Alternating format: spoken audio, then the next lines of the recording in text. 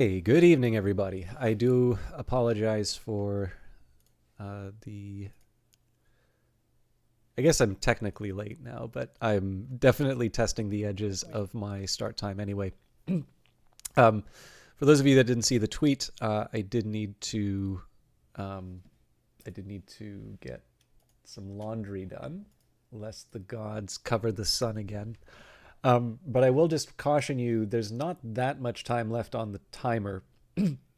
So what I'm basically going to do is I'm going to start Phantom Brigade. I am very likely going to have to run off relatively soon, and for that it'll be a break just so that I can get my laundry. Essentially, I put it in the wash, then I'll have to put it in the dryer.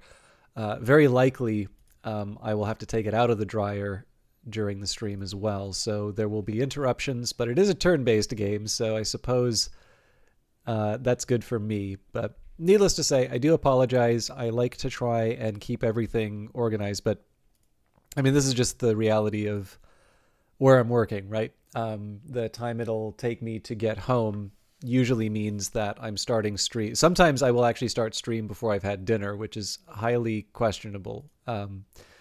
But yeah, in this case here, just I wanna still keep doing the streams roughly in the old schedule, and sometimes that means that I need to get some chores done. It also occurred to me I should reply to some stuff on YouTube, but I will save that for another time. I hope you all are well. I've been looking forward to that. I don't know. I always kind of like Wednesdays are a nice day for me just because it means I do a brace yourself game, and there's nothing like I control the schedule. I can make every day a brace yourself game. um, I could also change it to Friday or Monday and look forward to Fridays and Mondays. But whatever it is, I very much look forward to playing this game. I think they've done some wonderful work with it. For those of you who didn't get a chance to see it, last week we got to do an interview with a couple of the developers on it. Actually, we can show you the credits. But yeah, no, just a bunch of really interesting people working on the game. A bunch of people who some of them I've actually had the pleasure of meeting in person. But just a bunch of really talented people behind this game, and a couple of them on the stream, just being able to tell us a little bit about how I don't know how it all works. Um, there's no possible way that I'm going to be able to read all of these on time and, like, how do I put it, with proper pronunciation. So I'll let you all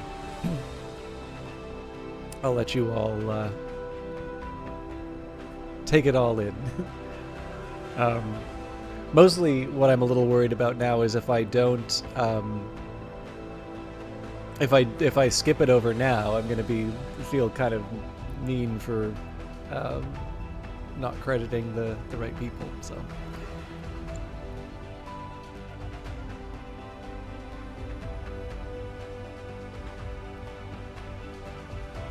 there you go. Oh, didn't even think of localization.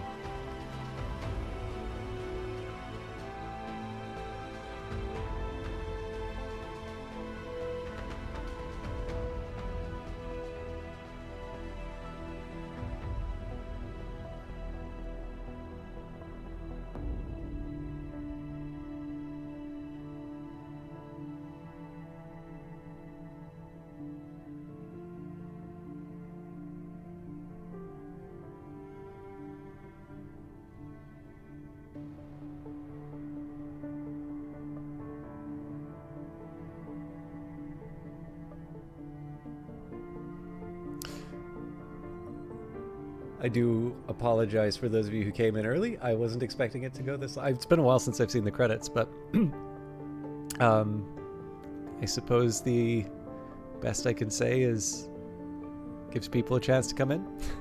May also run out my timer on the laundry, and then I can just jump, have a nice extended period. Now, I don't care what anybody says. I'm still happy to see this sign.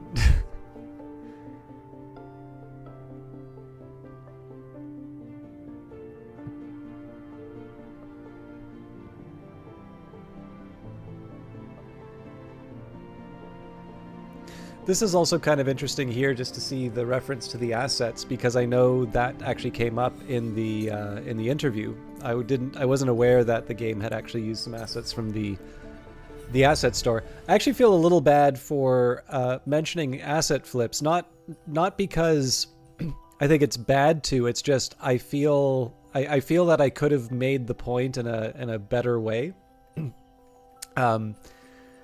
Like the main thing that I kind of wanted to express was how encouraging I find that there can be game, like my view of this is that, like, this is the sort of game that I can imagine someone playing and just really opening their eyes to seeing like what's possible in terms of a game. Now, obviously, you've seen the credits. There's a lot of, not just a lot of people working on it, but a lot of very, very talented people working on the game. And it's fair to say, right, that, this is not the sort of thing that you get on an evenings and weekends project. But I think even with that in mind, you can make a reasonable claim that this is the sort of game that I could imagine someone saying is like, okay, yeah, I want to make something like this. And just to sort of know that even the pros, even the people who wind up making games that you admire, take advantage of the resources that are available to them, can overcome the kinds of stigmas that come from the way people tend to talk about the way that these things are used. So again, I'm the sort of person who will say, to the person at the cafeteria at the place that I work, I'm getting my coffee, and they say, enjoy, and I say, you too, and a week later I'll be in the shower still kicking myself for saying you too. Anyways, let's get on with our... So we gotta escape. They're gonna send people after me in a bit.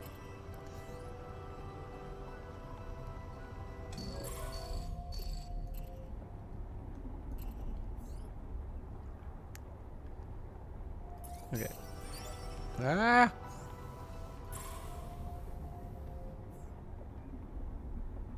I just want to cruise for a little bit so that my units can heal.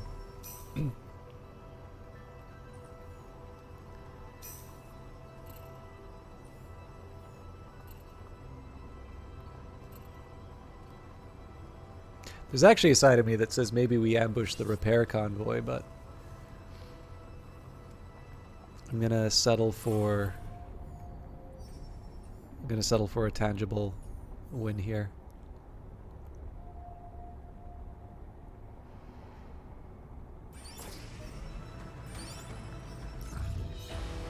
Into the fray. The base comes alive with the sound of boots crashing against the floor. In the hangar, an engineer shouts his instructions to the crew, and a pilot rushes to get changed. You keep your eyes trained on the battle console, settling yourself with a deep breath.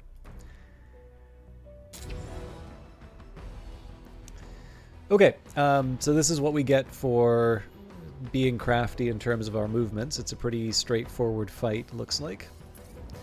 Now, I don't recall if we looked at the available weaponry, so we're going to take a minute here to see if we can make any of our people stronger. The fire starter came up in the interview.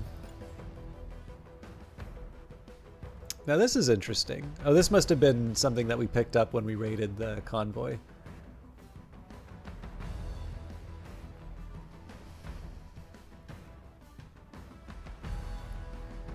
I'll confess I'm a little surprised that this hits my movement this much.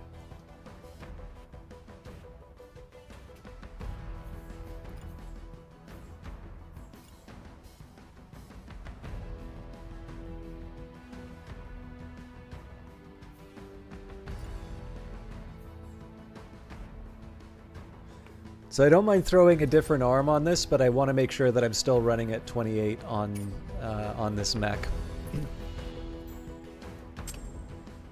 All right, the Helios, not too much I expect.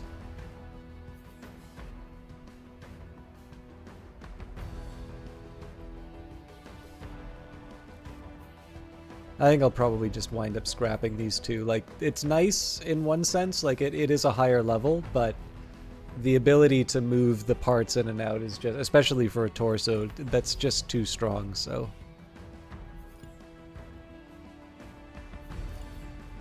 Alright, I imagine most of my decisions have been made for me here, but... Now this one's a little funny. It is actually a very... this is a very fast mech on its own. And it technically doesn't have to be.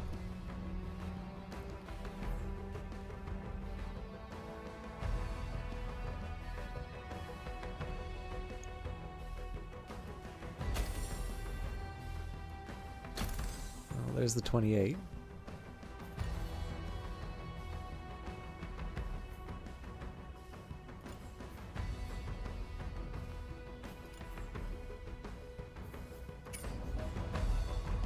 And that is my laundry timer. Not the most convenient time for that, but tell you what. Once we have all of our... Once the whole loadout's taken care of... can't see how that's an improvement.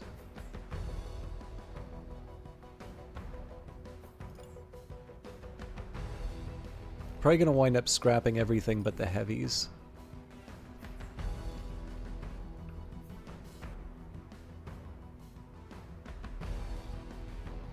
That's interesting.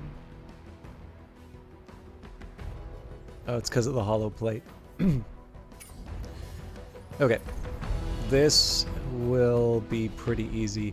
I will scrap the fire starter. I just don't quite have... Well, no, hang on. That's a good one to keep. I'll keep the heavy legs.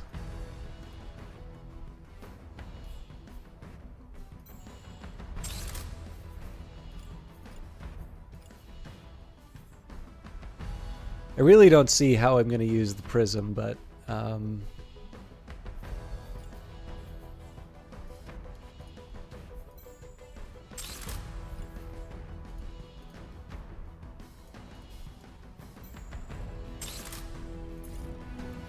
Okay, so I do apologize for an early break, but I do need to get my laundry taken care of. So I will see you all in hopefully around 5-ish minutes or so.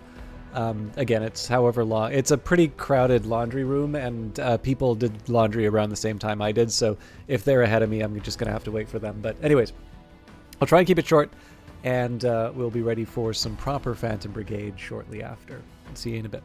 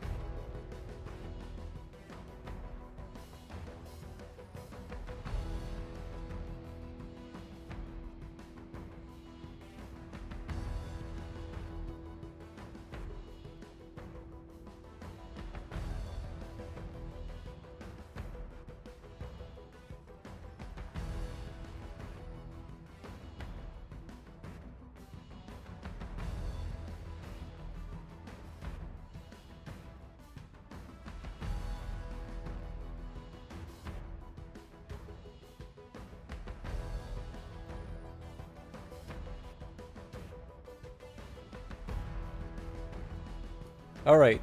For those of you who just arrived while that was happening, this is what the whole stream's going to be.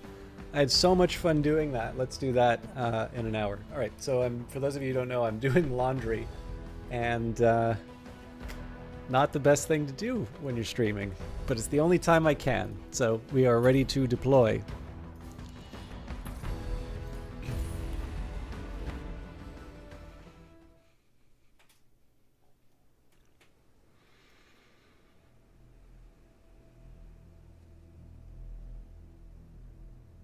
I don't think I'm sure I must have seen this map, but I definitely don't remember it. And I definitely feel the presence of the water indicates that it's a new one. Careful, do not damage key civilian locations. We're here to protect them.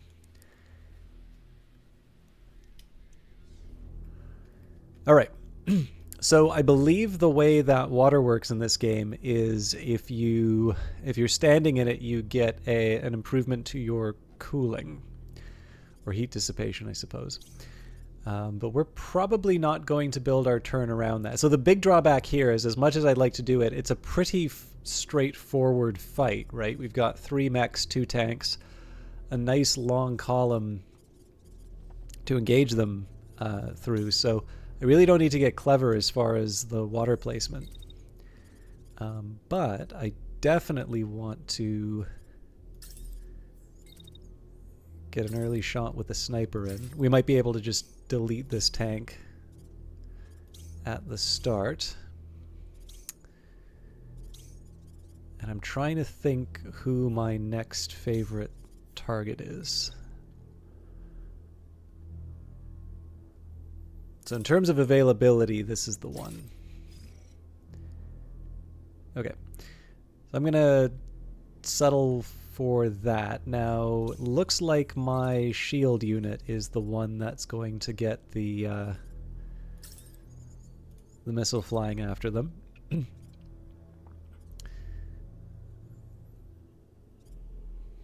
Well, this ought to give me something to think about.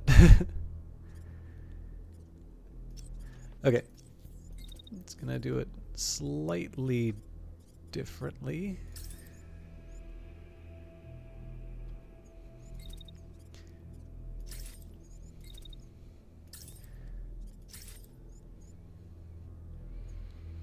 Now this may be irrelevant because Kilo is almost certainly going to be in a completely different area. So let's actually work on that now.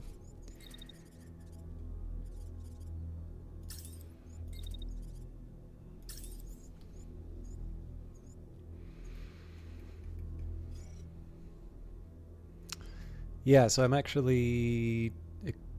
well, not really.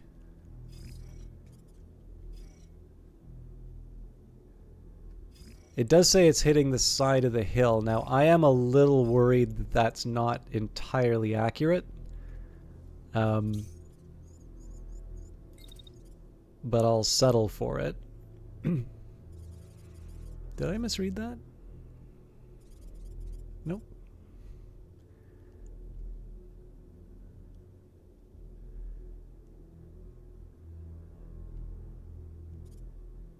Okay.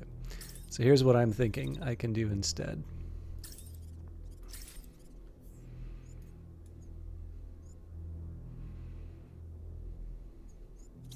So that basically what this does is this frees up my my shotgunner. Oh. But it does not allow me to do the sniper shot. So we're going to build a different turn. I actually kind of don't mind lying in wait. I guess the big problem here is that, yeah, nobody really gets there in time. Alright, well, them's the breaks.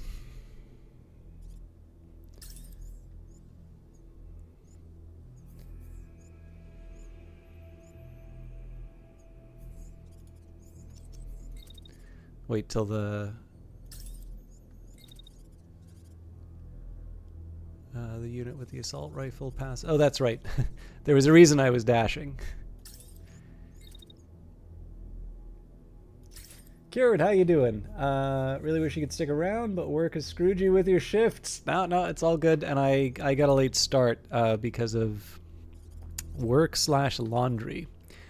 But as always, I appreciate you stopping by and saying hello, particularly in the opening. Like it's hit or miss, right? Like there definitely was a time when the stream would be more crowded than it is sort of today, and there'd be people like right at the start.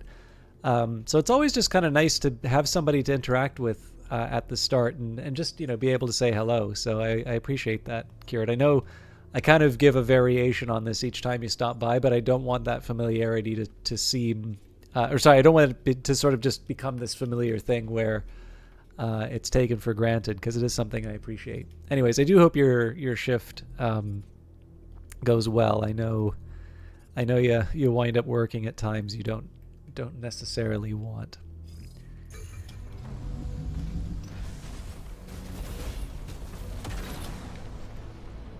Okay, so we weren't able to seal the deal on this unit, unfortunately.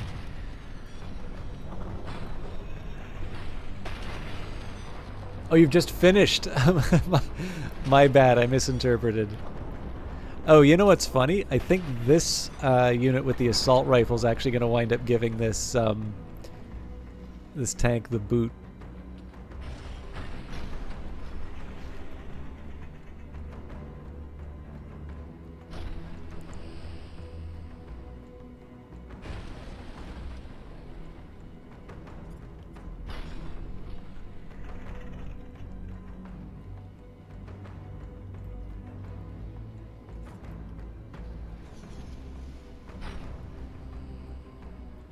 We'll just watch those missiles blink.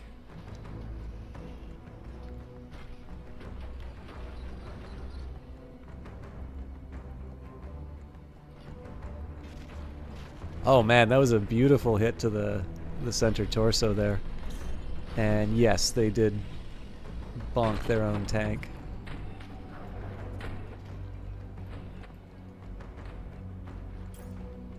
So normally you do 10 to 7, but they put you on the 4 to 1, so you have to be awake for 25 hours as of 1:30. That really sucks. I am very sorry to hear that, Kieran. In fact, like, when I used to work in film, there was a worry that stuff like that would happen, so our union actually negotiated some pretty punishing expenses if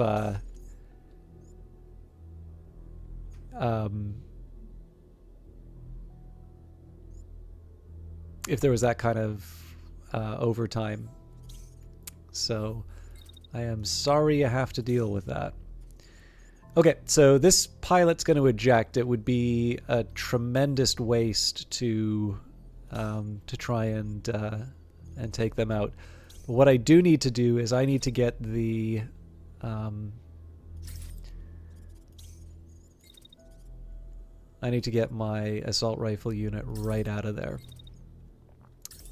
But we can say turnabout's fair play. So, basic idea is this. Unit with the assault rifle dashes away to the side.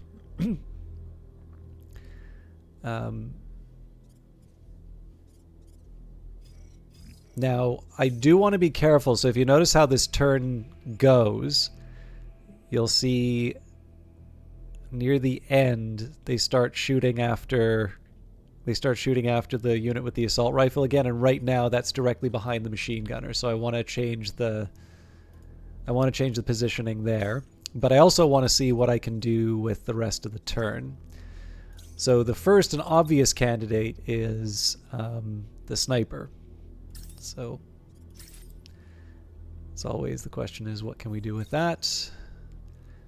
And I think one obvious answer to me is move back.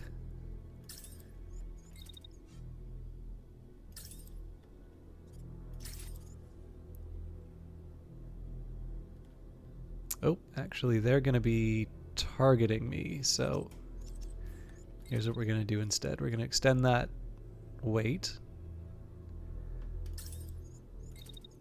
Then we dash back. Now, we're not going to be able to fire as a result, but I can accept that. So what we do here, we'll wait for the shot to go off. Well, I mean, we could try walking. Okay, yeah, no, we can walk it.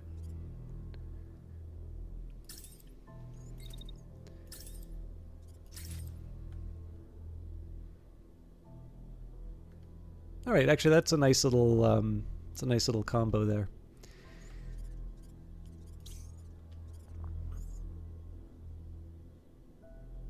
So the remaining step is to take the unit with the assault rifle. And I mean, effectively, all that we wind up doing here is we just kind of walk forward. I'm going to try and...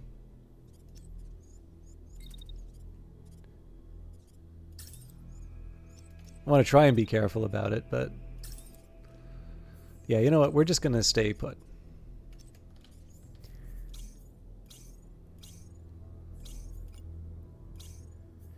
It's very weird not to be going so aggressively in terms of all of my attacks. But in this case here, I want to be... I kind of want a light touch because we're basically getting a fully intact defender.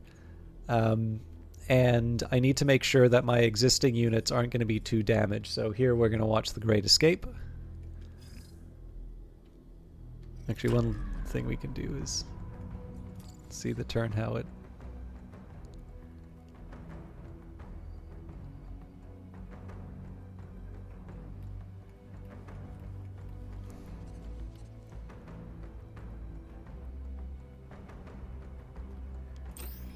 All right, let's see how the rest of this goes.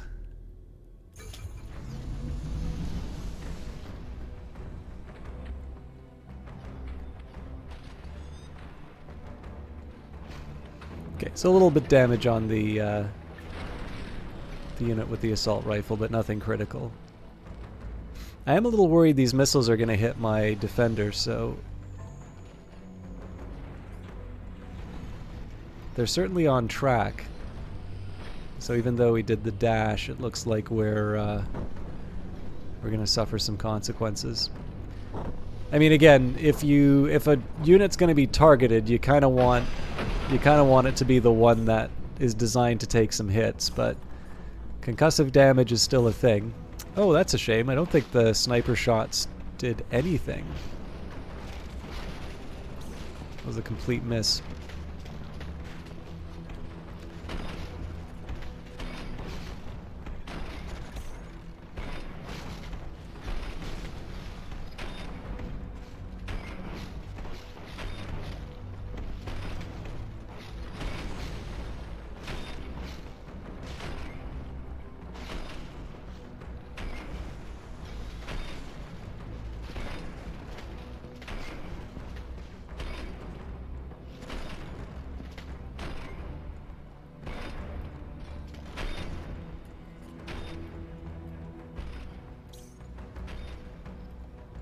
So I kind of want to see if these things get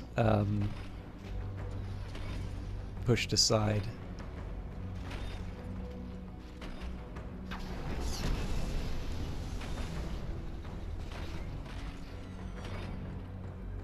Okay, so those blinked. Generally a good sign.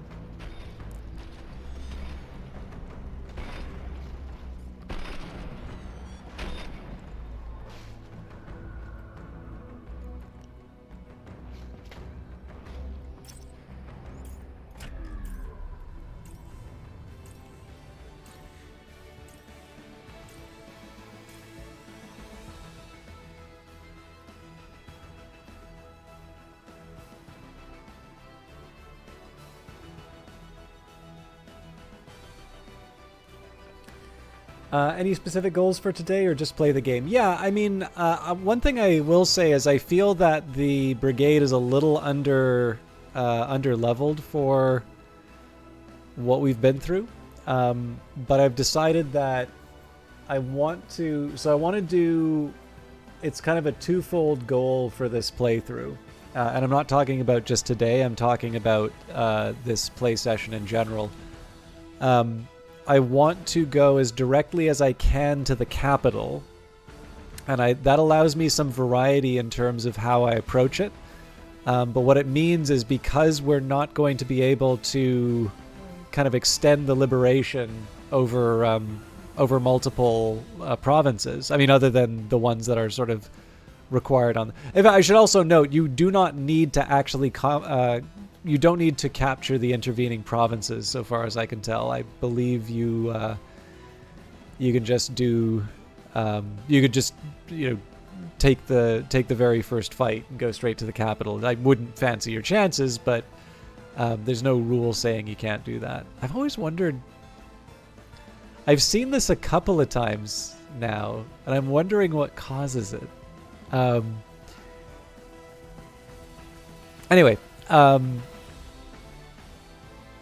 so yeah, given that sort of self-imposed constraint, one of the implicit goals for the next little while is actually going to be to get the best gear that I can in the intervening time, which should actually technically mean I don't put that much into...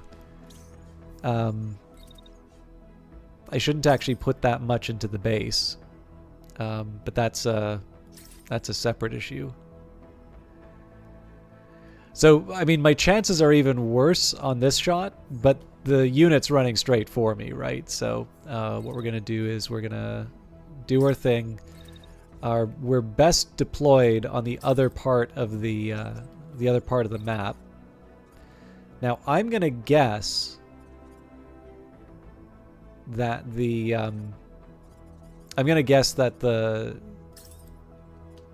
this unit's not actually going to be able to fire its rockets, but we'll see.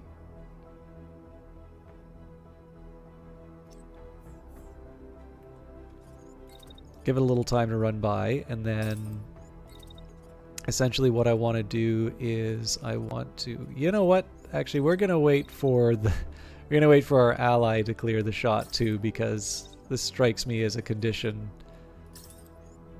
ripe for friendly fire.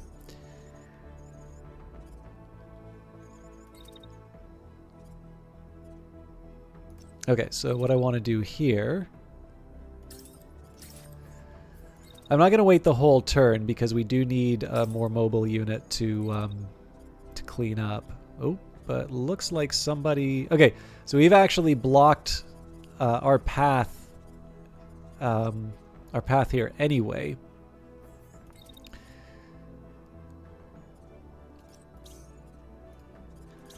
So that doesn't leave me a whole lot of options.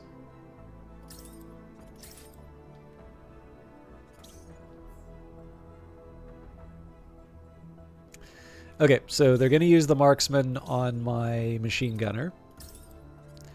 We'll make the most of the opportunity, and then... Ooh, that's going to be interesting.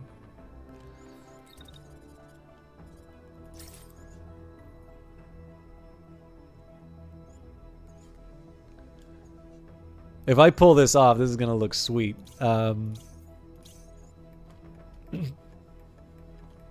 Ionix, how you doing? This looks amazing. Is it kind of like X? Oh, I did not realize you haven't seen this before. Ionix, strap yourself in. This game is great. Okay.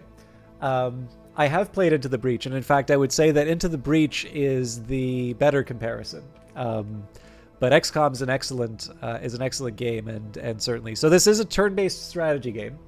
The difference, though, is that the turns are sort of simultaneous. So you play the Phantom Brigade, you're sort of an insurgency, your homeland, the tutorial mission basically is your homeland being overrun by this occupation force. The, sorry, I need to sneeze, but I don't know if I,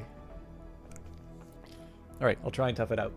But yeah, so the Brigade has one advantage, which is you have this technology which will allow you to predict your enemy's movements 5 seconds into the future with certainty. So you get a read on intent, but you don't necessarily have full prognostication in the sense that you don't necessarily... Okay, there's a difference between reading intent and knowing what actually will happen. So, and I'll show you what I mean by that.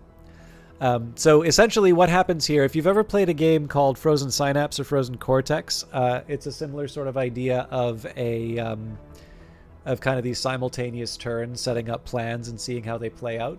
So this game definitely has a cinematic level to it in terms of, like, XCOM's a great example for that, just because, you know, when you have a, you've got like a winning shot when like you go from sort of this perspective and all of a sudden it like zooms in and it does this nice movement around while it's, you know, you're about to deliver the killing blow. So, I mean, essentially, Phantom Brigade gives you the tools to set that up on your own. This, by the way, is by an independent developer, Brace Yourself Games. They are responsible for Crypt of the Necrodancer, Cadence of Hyrule, Industries of Titan. Hello, Selphea. Very nice to see you. And Tux by Proxy.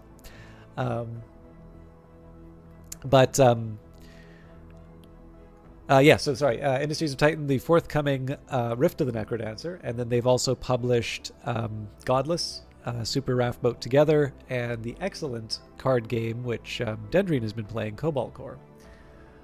So I'm going to try and sell you on this game a little bit more, Onyx, but I do want to take a quick minute here and just shout out Selphea, who is actually, my Australian heritage came up at work today. One of my coworkers was talking about how he changed Siri to a British accent because he likes them very much. And I said, oh, I actually didn't know you could change Siri's voice.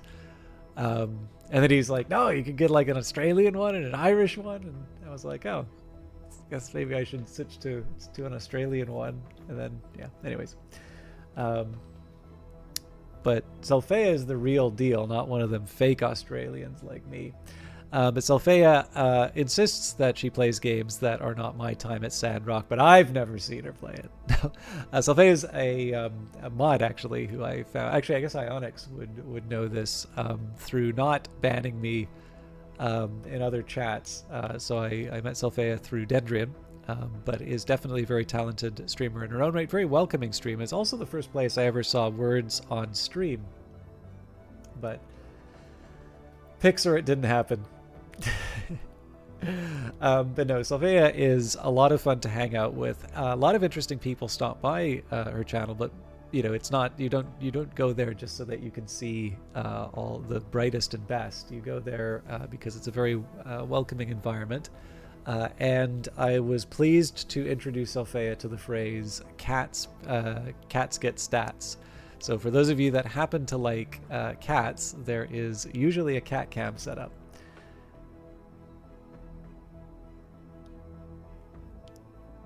Pixar, it didn't happen.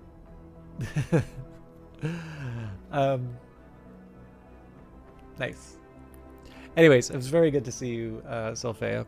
I hope you... I'm assuming you are at work. Thank you for hanging out. And I do apologize. I've been doing laundry. I basically like work, try to get a bite or two to eat, laundry, and then I'm just kind of... I'm kind of catching up, so I apologize for sort of doing occasionally I'll do these conversational 404 not founds, but I'll try and get out of them. Anyways, Ionix, I was telling you about all the wonderful things about this game. So, first of all, as you can see, it's a beautiful looking game. But as we were talking about, so you have a view of the enemy's intent 5 seconds in advance. So if you've ever done like video editing, this probably will look familiar in terms of just working with a nonlinear editor. But as you can see here, essentially what this unit is trying to do is it's trying to move forward. It's going to launch an attack. Sorry, this is the wrong unit. I was wondering why the movement didn't match up. So that's the tank. Okay. So this unit is going to move throughout the turn and then attack. Now, of course, my own units are going to be attacking and specifically shooting their back, which I'm hoping will actually knock the... I mean, I say it'll hopefully knock the mech unconscious, or pilot unconscious. Almost certainly it's going to chew through the upper body and like the mech will be destroyed. But what I'm focused on right here is the fact that they're going to be firing their rockets. So if those rockets are launched, you can kind of see them on the way here. Oh, that's right. I actually need to dash away. Okay, you know what? We're not even worrying about...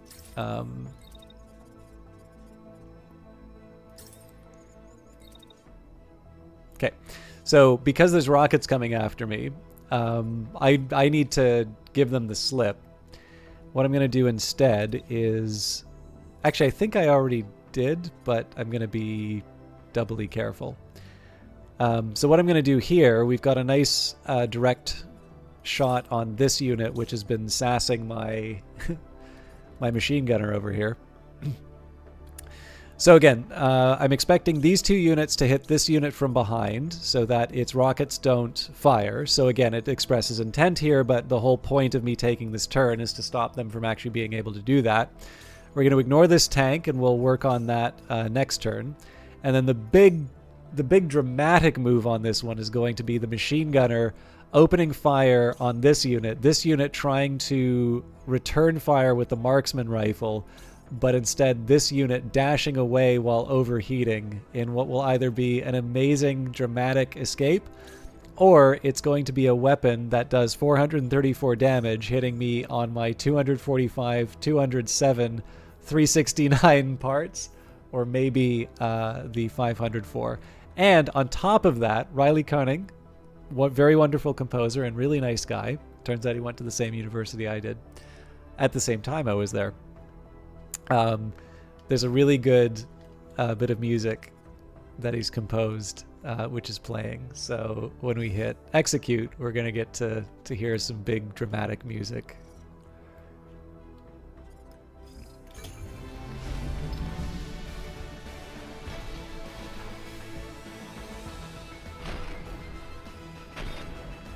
I'm playing this on slow motion, by the way. There is a normal speed, but I'll show you the normal speed in a little bit. Alright, so right now we're missing all the shots. There we go, there's a couple.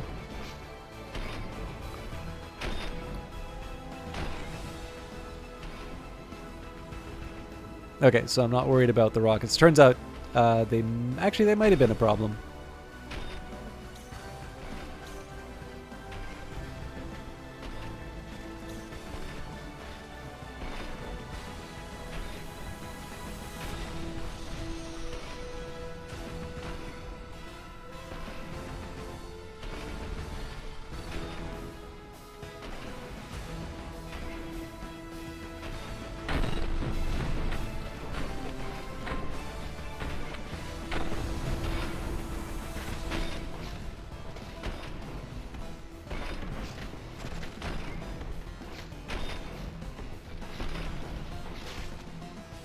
So wasn't enough to take him out.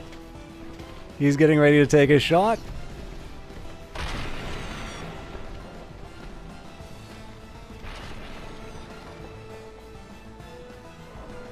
Saved. Don't worry, you'll get to see that explosion later.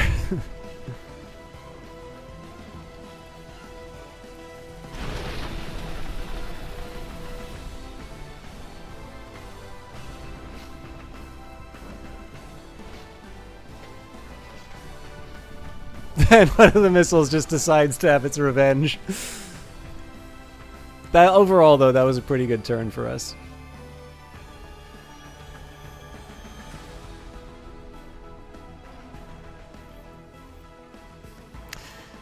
So there is a replay feature for this. It'll only replay the most recent turn. So one thing to remember about this game is that it is non-deterministic random generation. So essentially, no turns will be the same. So in the case of... excuse me.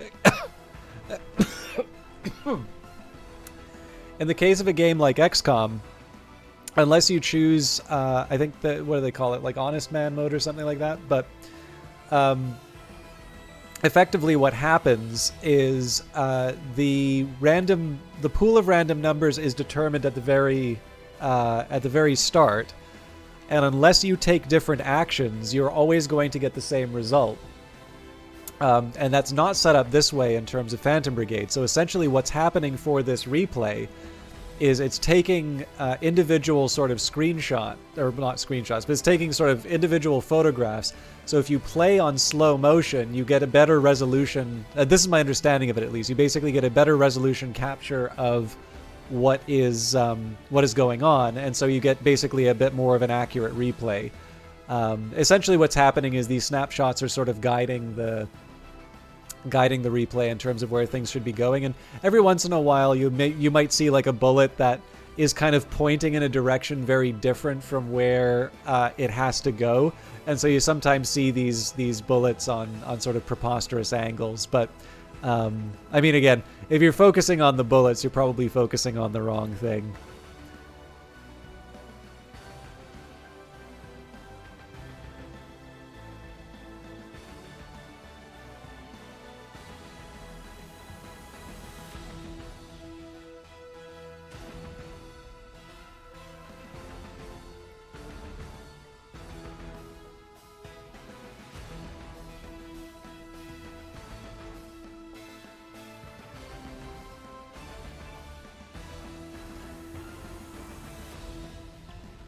And you can also slow down the replay, just in case you really want to see the crossfire work.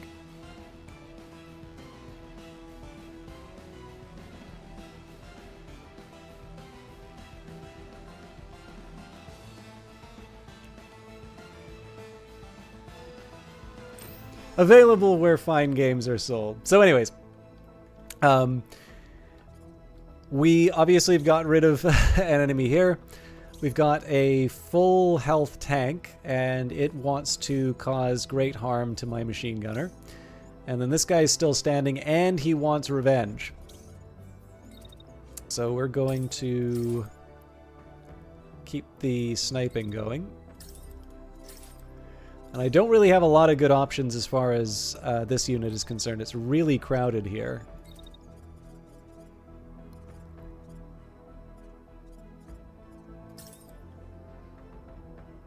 Actually, that's not entirely true. So I can get behind that hill, and then what I can do here is I can let my unit with an assault rifle. So there's an ejected mech here. This is blocking the path, which is an unexpected challenge.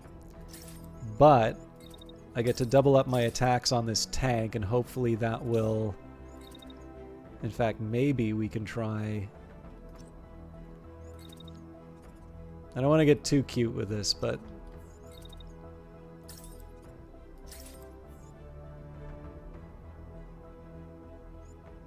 Well, that's better than nothing.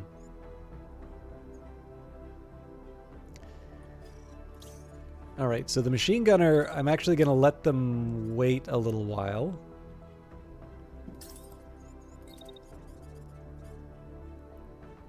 So the logic behind this is that I want to move behind the hill until the next turn, in which case we can target either the unit with the autocannon or the enemy mech.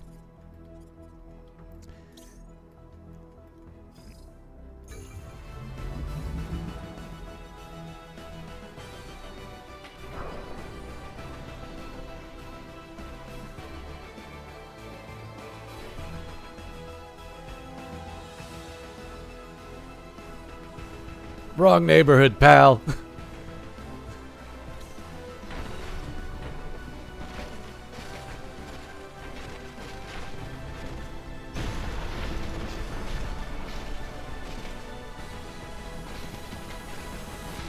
So because we took out one of the treads, the tank is disabled for a period. Okay, and we took out the base armor, so... And the sniper managed to get rid of this guy, so we just won.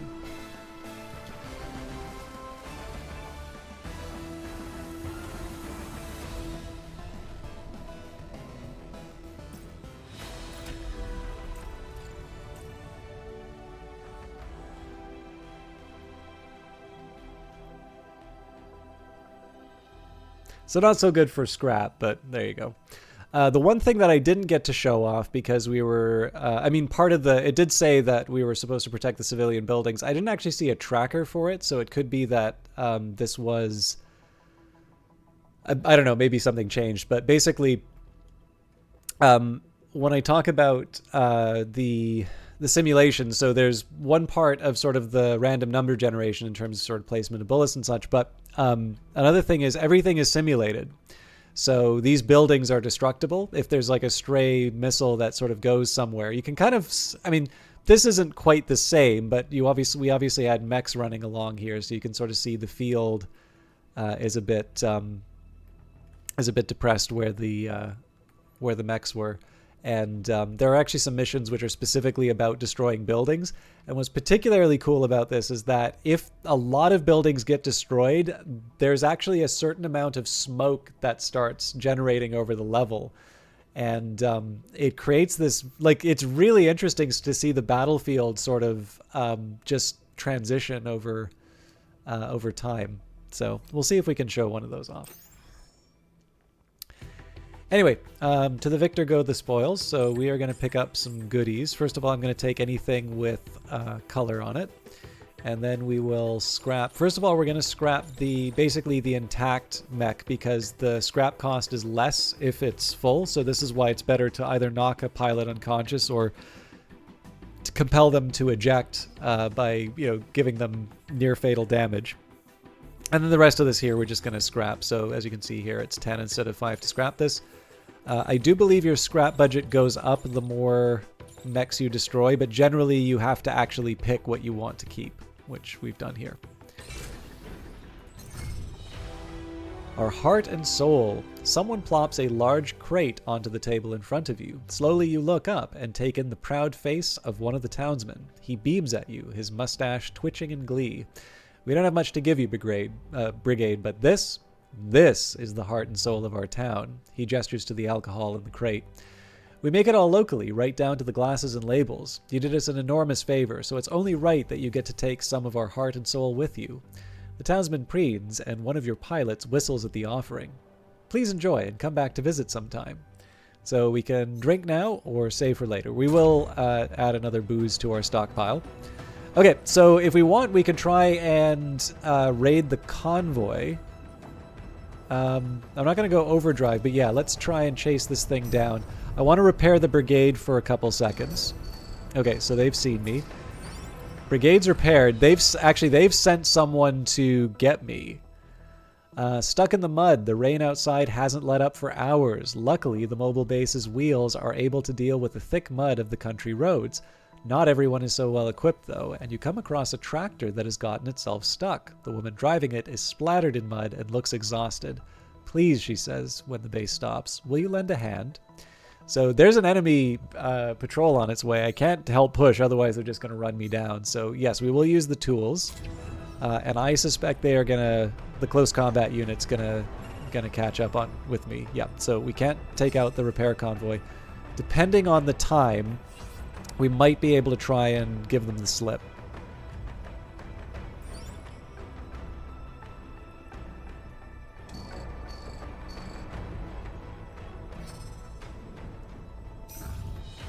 Broken free. After throwing enough supplies at the problem, you and your pilots manage to pull the tractor out. Both she and the pilots are more than ready to be on their way. She thanks you profusely for helping. Now, I'd love to actually try and take on a close combat unit. I sort of want to see what that fight is like, but that is very specifically designed to make me sad, so there's no way I'm catching up with that, with this repair convoy, but I will take on the outpost. So I want to be a little careful here. Right now they don't know where I am, so I can go to stealth when I want, but I also want to position myself in such a way that I'm going to be able to creep up on the outpost when the time comes. So, just a question of patience.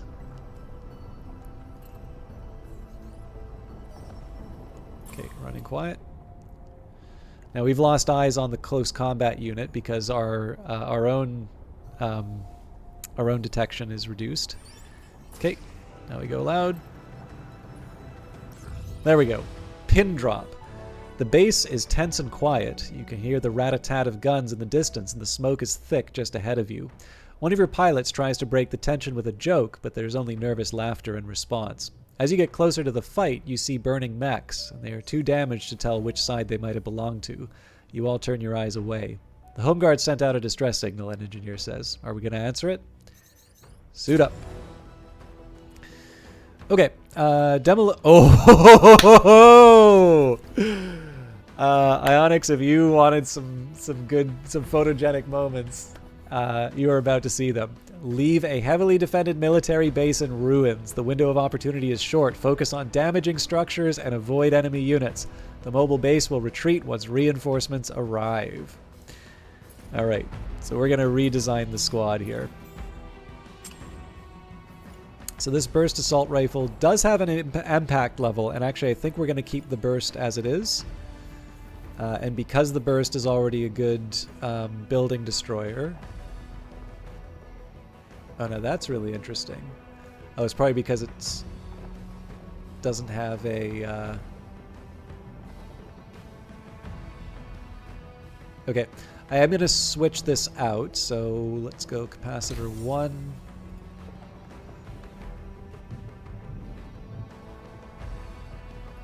I'll go for amplified just for reference.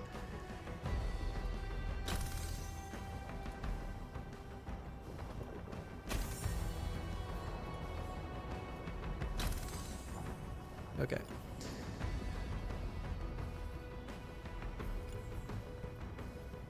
Now this is notable, right? We can now put this heavy Helga arm and still have enough speed. Well, not that one, but...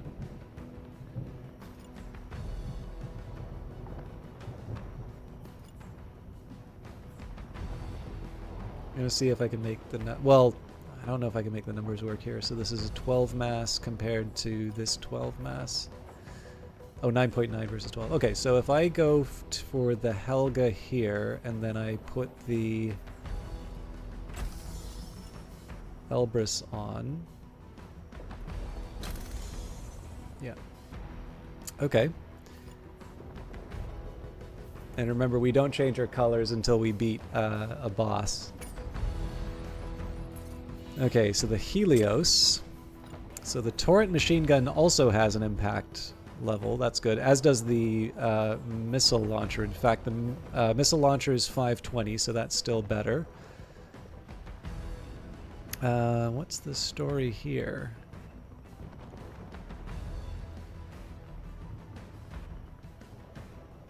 It just generally seems to be better at this point.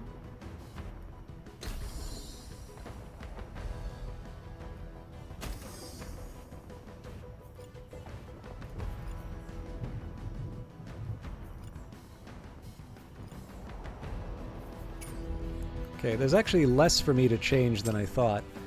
Now this sniper rifle has no capability of building damage at all. So the Spark does 145, but the Firestarter does 264. So what I like about this is that I'm going to be able to fire, like, this will still be taking out enemy units, but using the Firestarter will allow me to also contribute to destroying buildings. Let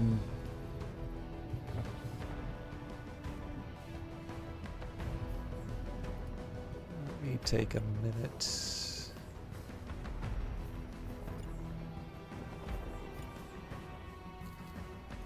I don't want to mess around too much with the loadouts. Okay, so this Hurricane is not appropriate for... I mean, great damage, but definitely doesn't do what I need in terms of taking out enemy enemy positions. I am mildly tempted to... Oh yeah, that Starburst does some nice... Oh, actually, you know what? We're going to go back to our good old shotgun. 1243 is a very nice number. Oh, but I lose my weight doing that. Well, you know what? That's fine. We're all about smashing things up here, so...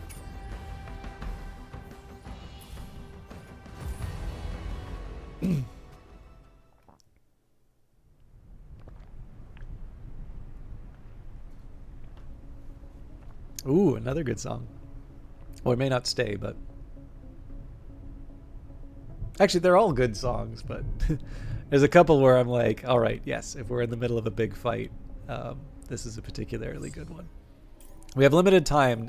The enemy reinforcements are already en route. Destroy as much as you can. Okay, so part of this turn has to be built around who moves quickly and who doesn't. So this unit's going to kind of lumber along. I also don't have a problem throwing up the shield just to, you know, bat away the enemy attacks.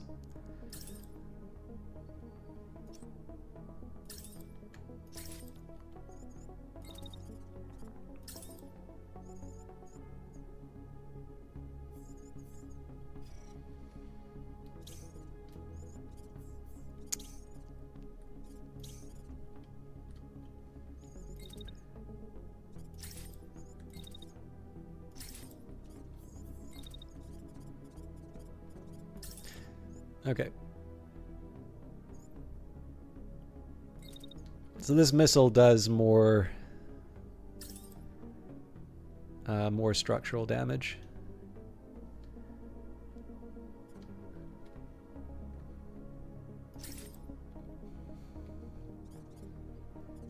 The other thing I want to do, of course, is spread out.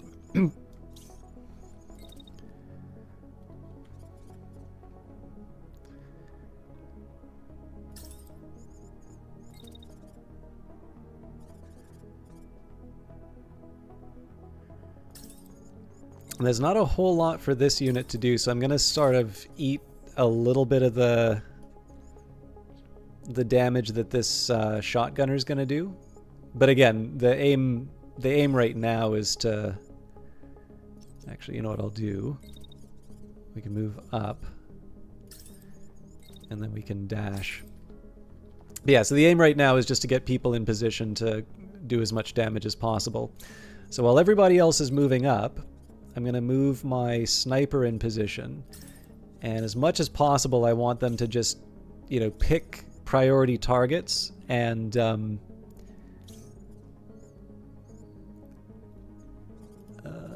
just need a minute. So the thing here is the sniper only does 270 damage. Oh, hang on. 270 damage, 5 concuss. Yeah, I need to be more scared of the shotgun.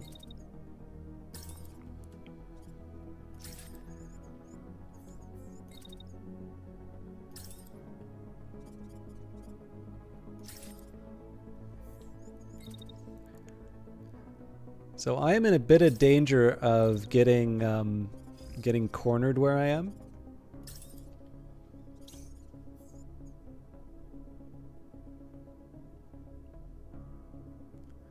I also noticed that this doesn't give me that much cover.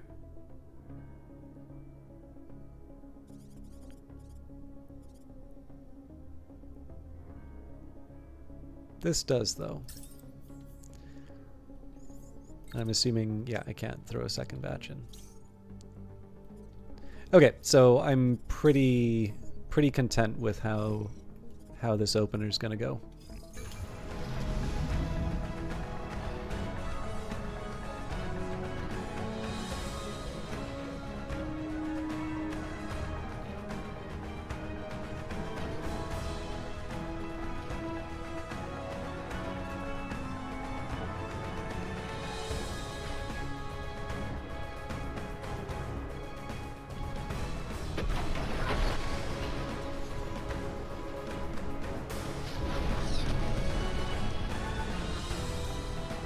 Respectable damage to the legs.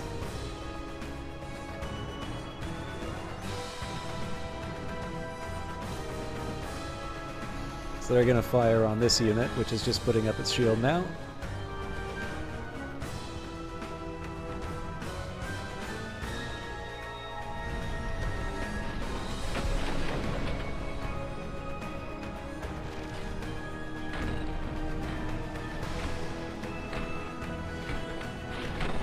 Remember how clear this night sky looks.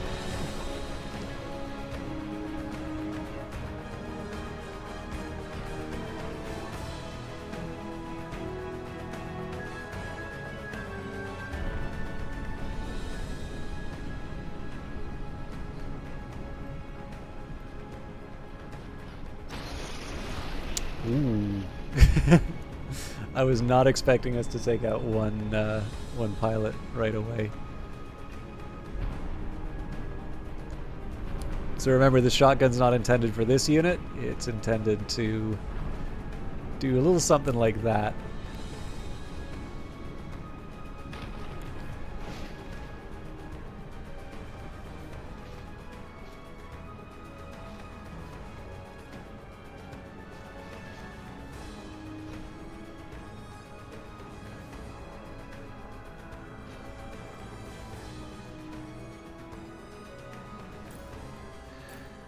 Okay, cool. That was a good turn. So I think what we're going to do is we're going to keep the sniper on sniper duty. In fact, this would be particularly good. I imagine the shield is actually going to get hit instead. But if we were somehow able to hit them while they were firing, that would have been good. Anyway, let's focus on what we can do. So I'm still going to focus on this tower. But clearly my next move now is to actually get into this zone so that I can start doing some real damage. And at this point, I really don't care if I wind up running into enemy units. So for instance, actually I will care though. I want to make sure that I'm taking a very specific route. So I'm going to go over the hills, and that's because that's going to protect me from the armor. So assuming that that unit is still after me, we put the shield up, and then the snipers still kind of got their clear shot. In the meantime, let's focus on launching as many of these things as deep as I can into enemy territory.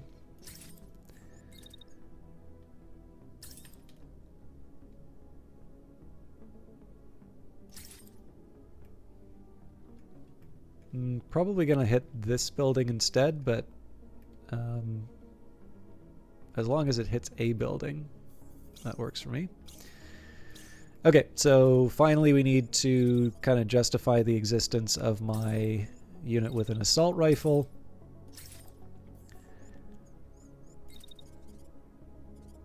Ooh. I chose some questionable positioning.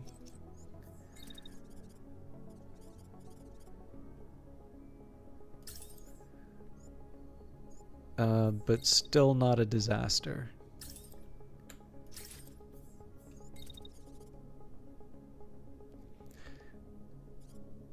But I gotta be careful about where I'm walking.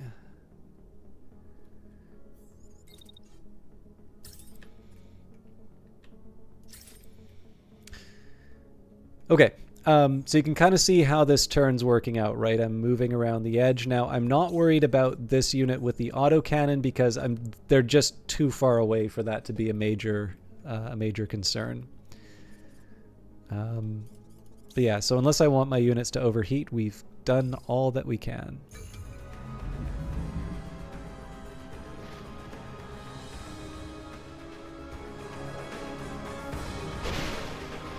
Alright, they took a little damage.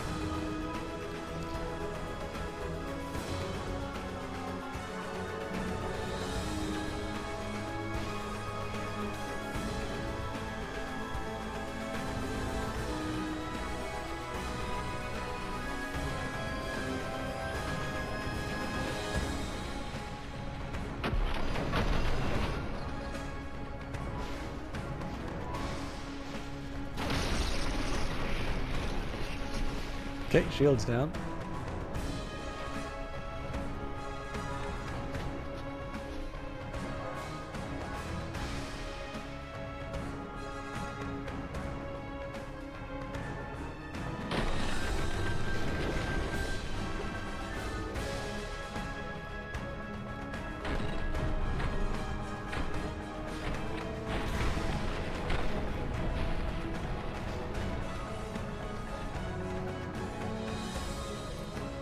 Now these missiles didn't really seem to do a whole lot, so I'm gonna have to keep a closer eye on what they're actually contributing to the fight.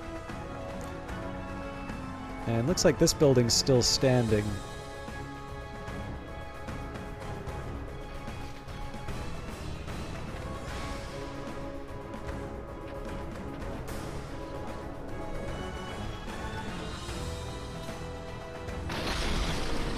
All right, they're an angry stick now, so they're. That was a lucky miss.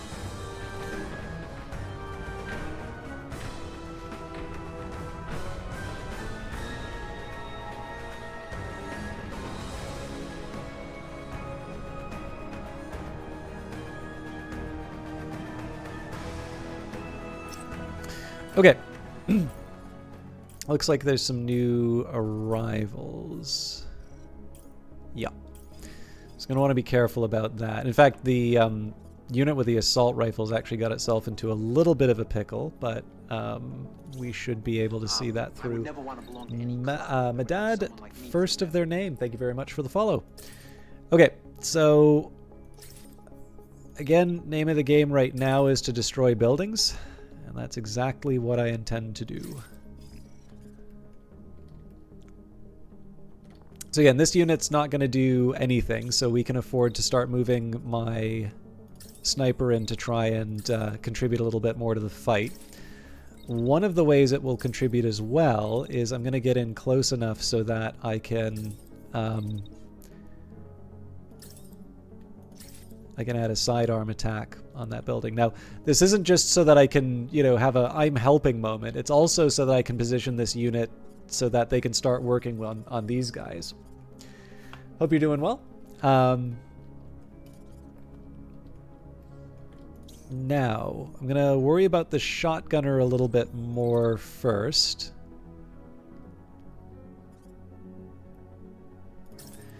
And as much as I would love my focus to be on it should still be on buildings. For this tank, because there's already something targeting it. I don't want to I don't want to mess around with the ordering a little too much. Yeah, I can live with this.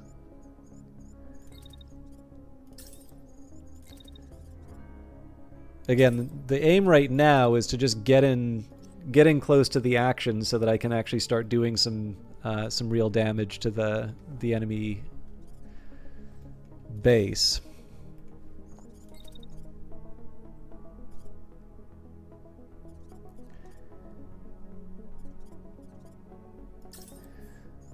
Okay, so if I move like this, we've got an enemy tank that tries to do its thing and fails.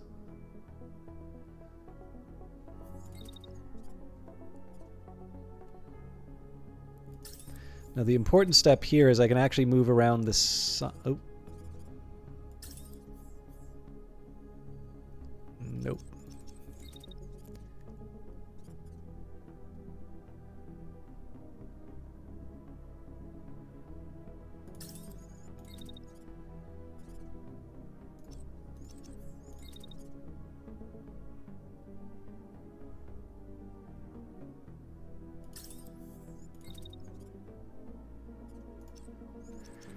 It's a really tight window.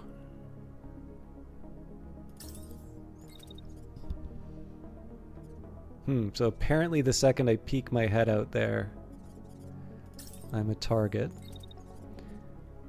But I imagine...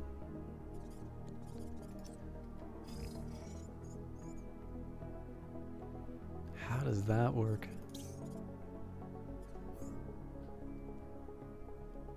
I think I'm going to say that I'm willing to risk it here just because it doesn't take that long. Like, it doesn't have that long, my exposure isn't that long. So first thing I want to see is, am I exposed to enemy fire? Apparently, yes. Okay, so we're going to just put one slight adjustment on the movement. That is my laundry, by the way. Okay.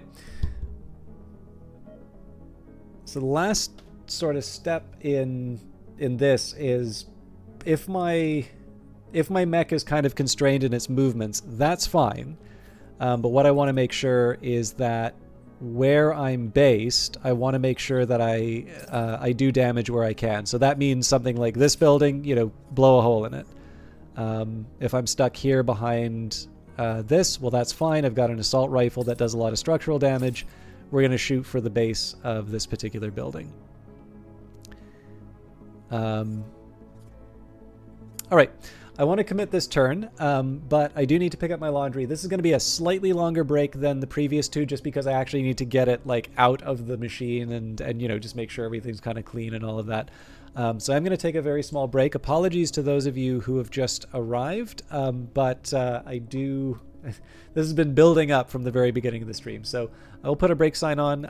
I will also run ads, so for those of you who will be coming after this break, don't need to see the pre-roll for about half an hour, but now would be a good time to go maybe get a drink of water, get something, I don't know, stretch your legs, do whatever. I will be gone for a few minutes just while I sort out my business. Anyways, we'll see you in a little bit.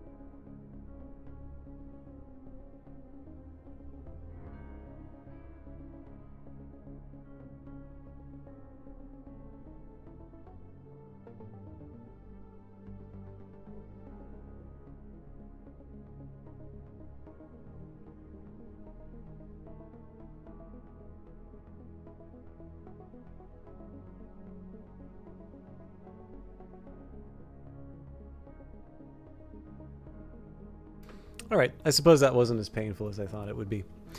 Let's get back to it. So I think we're ready to just watch this thing play out. I am interested to see how these missiles work.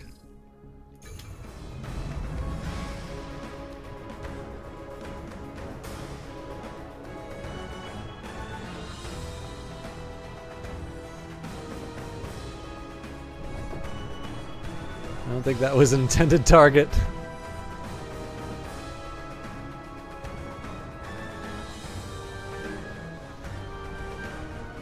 So that's the mech ejecting, I think. Yeah.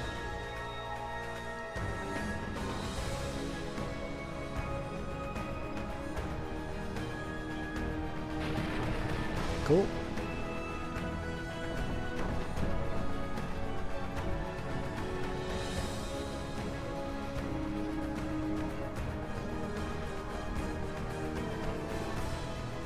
Alright, looks like I actually got pinged by that, and with some concussive damage, no less.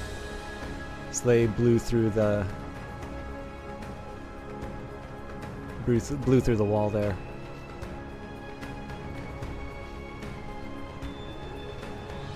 Yeah, so they're probably gonna fire. Now the question is, oh no, that's a full attack. Okay, this is gonna be a bad turn for this unit. Hey, thank you very much for the subscription, my dad.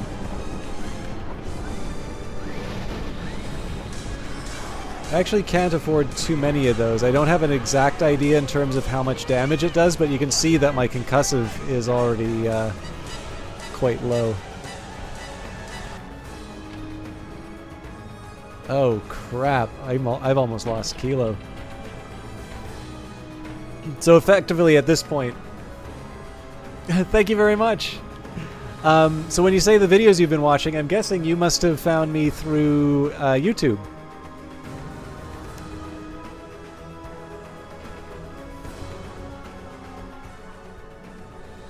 Okay, what do we do about this? So I was spending so much time looking at what was happening to Kilo. I want to see how the rest of the turn worked out. Okay, looks like we concussed the tank. That's good. That's getting rid of one source of...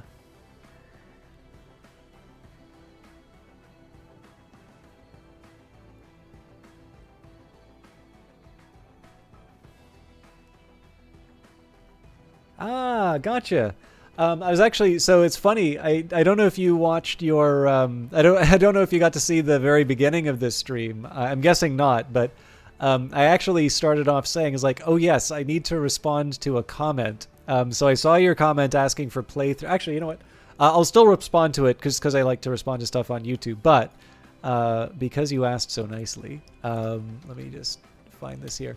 So your comment asked for a Forge playthrough, and I'm trying to remember. There was Forge, or possibly there was one other one. It was Forge or Winter, I think. So I don't believe I've done a playlist of the Ghoul yet, or the Medium is the legacy name. But let me just go here.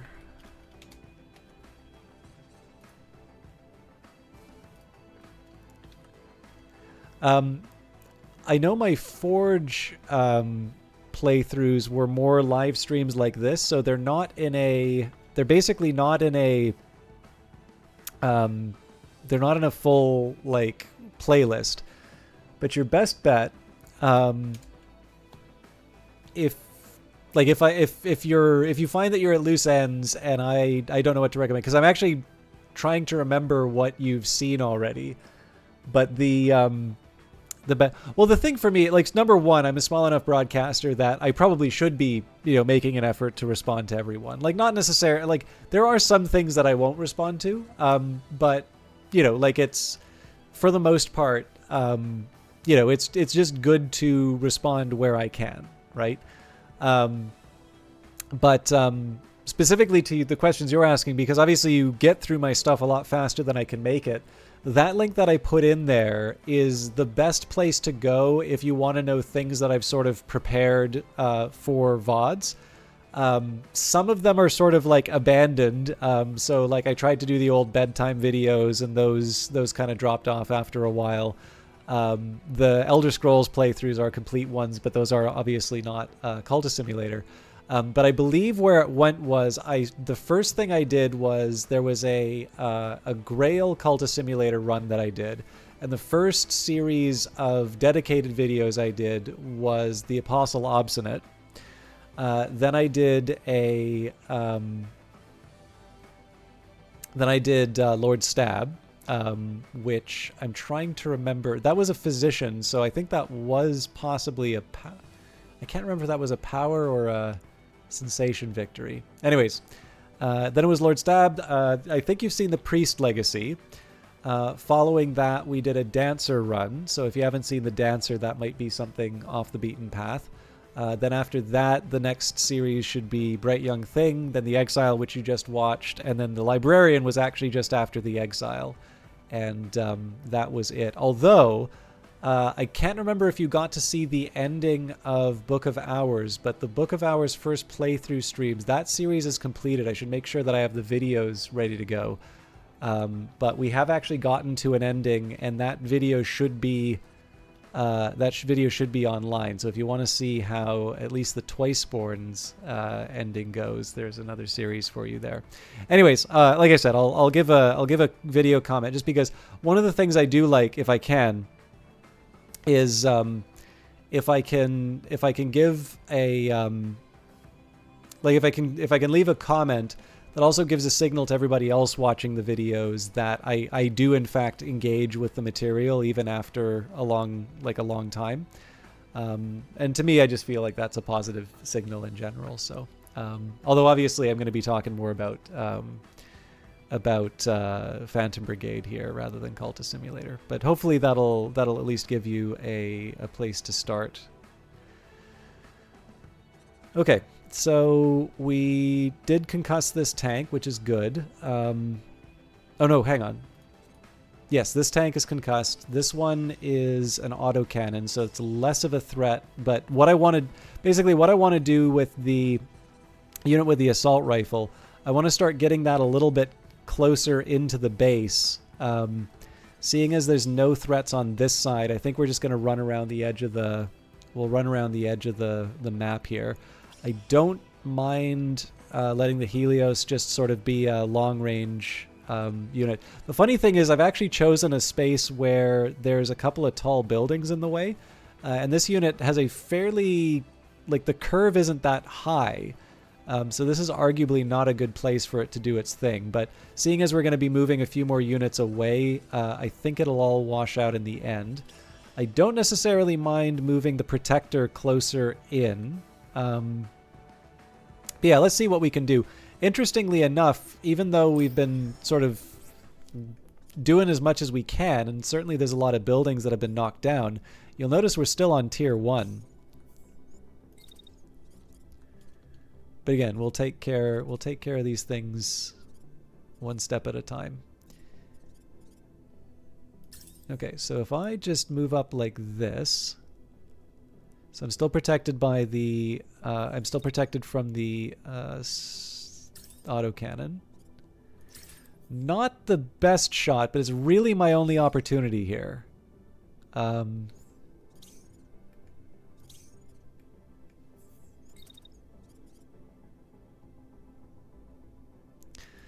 I'm gonna do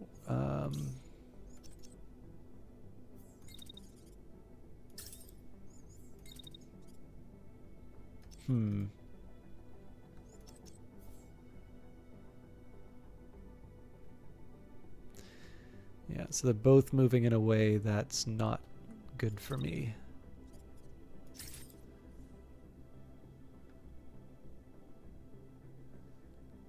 Actually, I think I get away with murder doing that. Okay, so this thing's got 446 and 760. This thing does 414 damage. So it's not quite enough to see it through to the end. But what I do get to do, I get to move through the level. And we can add the rockets for flavor.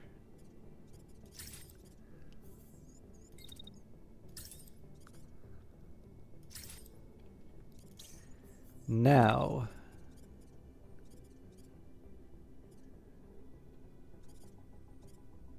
this is basically a rescue operation at this point.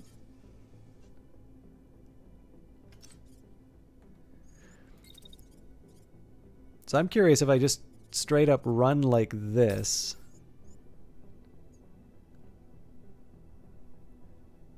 Oh, excellent. Okay. I know exactly how I'm saving my bacon.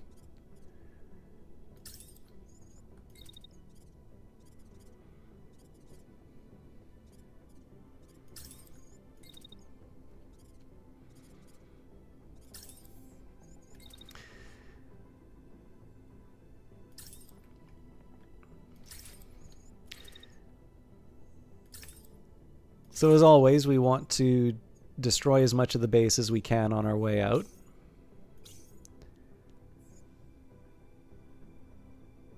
Now what I'm going to do here, I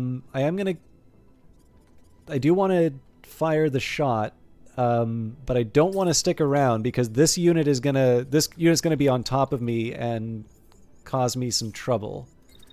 So I'm going to move back like this. Sorry for another distraction from the current game, but you have a question that you've never been able to have anyone answer about YouTube that you may know. You watch all the videos at 1.5 speed. Does that affect the viewer's bottom line or watch time even if I watch the whole video? For example, a 30-minute video, you watch 20 minutes. That's a good question. So the first thing I got to say is that I would love my channel to grow. But I think that the best way for my channel to grow is for it to grow with people like experiencing it the way that they want to. So what I mean by that is there's going to be some people who like to watch it on, 1.5 or 2 speed or whatever. And there are going to be some people who like taking their time with it. And I don't really feel that people should be adjusting their viewing habits to accommodate my needs as a broadcaster, right? Like it's kind of like saying, oh yeah, and the game or the player needs to all of a sudden like playing 4X games so that they can appreciate Civilization. It's like, no, if you don't like turn-based strategy games, just don't play Civilization is the answer to that. So I don't know 100% in terms of YouTube. My guess is that they will track watch time in terms of minutes. Actually, you know what? There is one more thing I can check. I'm thinking that they're going to actually count the minutes of video watched, but I might actually be able to get a definition of that. I just thought of a place that I can check that.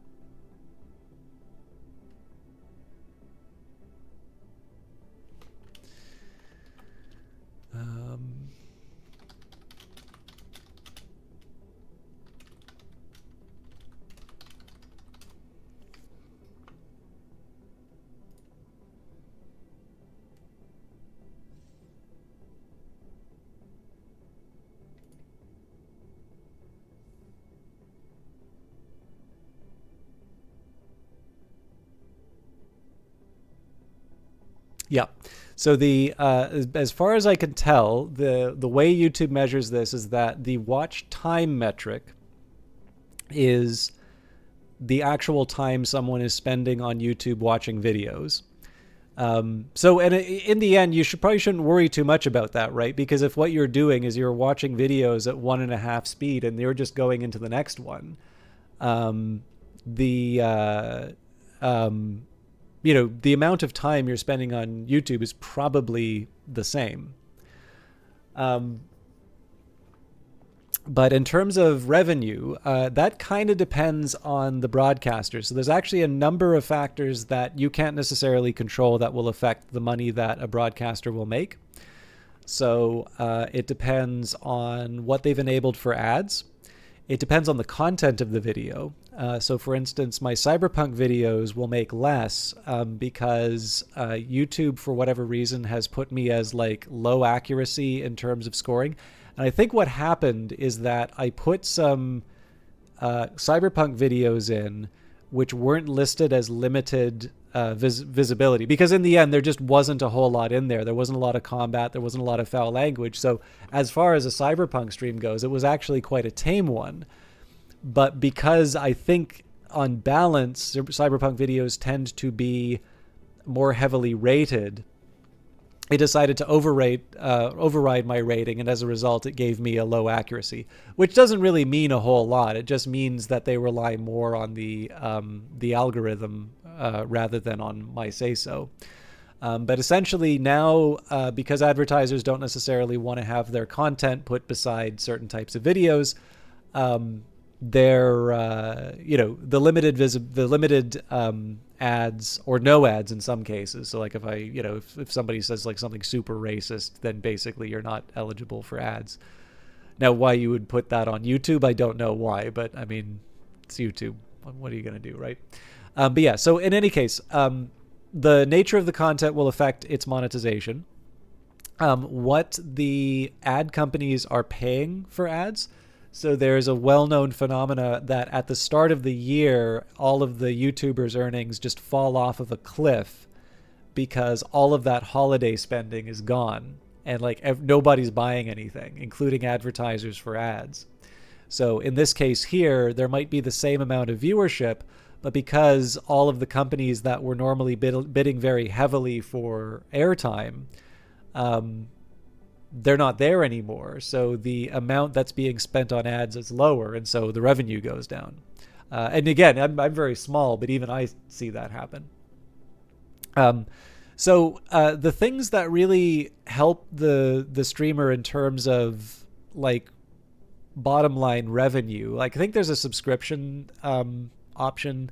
I haven't turned it on the YouTube channel, but like I think there's a subscription option, there's the ads, and then obviously there's visibility, and there are some things about the algorithm, like obviously if people watch a lot of stuff, then the algorithm will tend to work more. But honestly, one of the best things that you can do for a broadcaster for yourself is just watch and enjoy the content, right?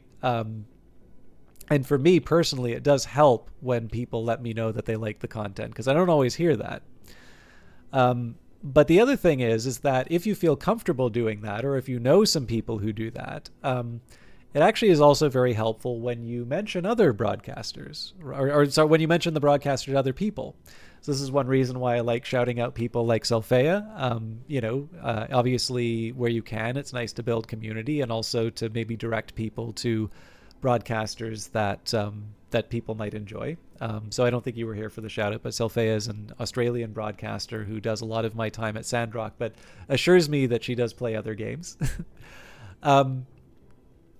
But I'm joking about that, by the way. Selfea is actually a good variety streamer, but I just like to joke that I'm always watching her play. I always like joking that I only ever see her play Sandrock. I've personally seen her play games other than my time at Sandrock. But yeah, honestly, like it's just one of these cases where I don't think any broadcaster ever expects people to do this, because it can be a bit awkward, right? Like, do you go to your coworkers and say, hey, watch this guy who talks over video games? Like, some people just want to keep that private. But even on the Weather Factory Discord, right? It was kind of fun. I don't want to sound too unkind to this person, but what I really liked was somebody put on this Reddit post, like something along the lines of, are there any good streamers out there? And like I saw that before there were any comments. I'm like, don't put yourself. That's tacky. People know you. They'll recommend you if they think you're worth it. And then sure enough, after a little while, someone says System Chalk. And the poster replies, well, he sure has a lot of content. I'm just looking for someone with a little more personal zhuzh.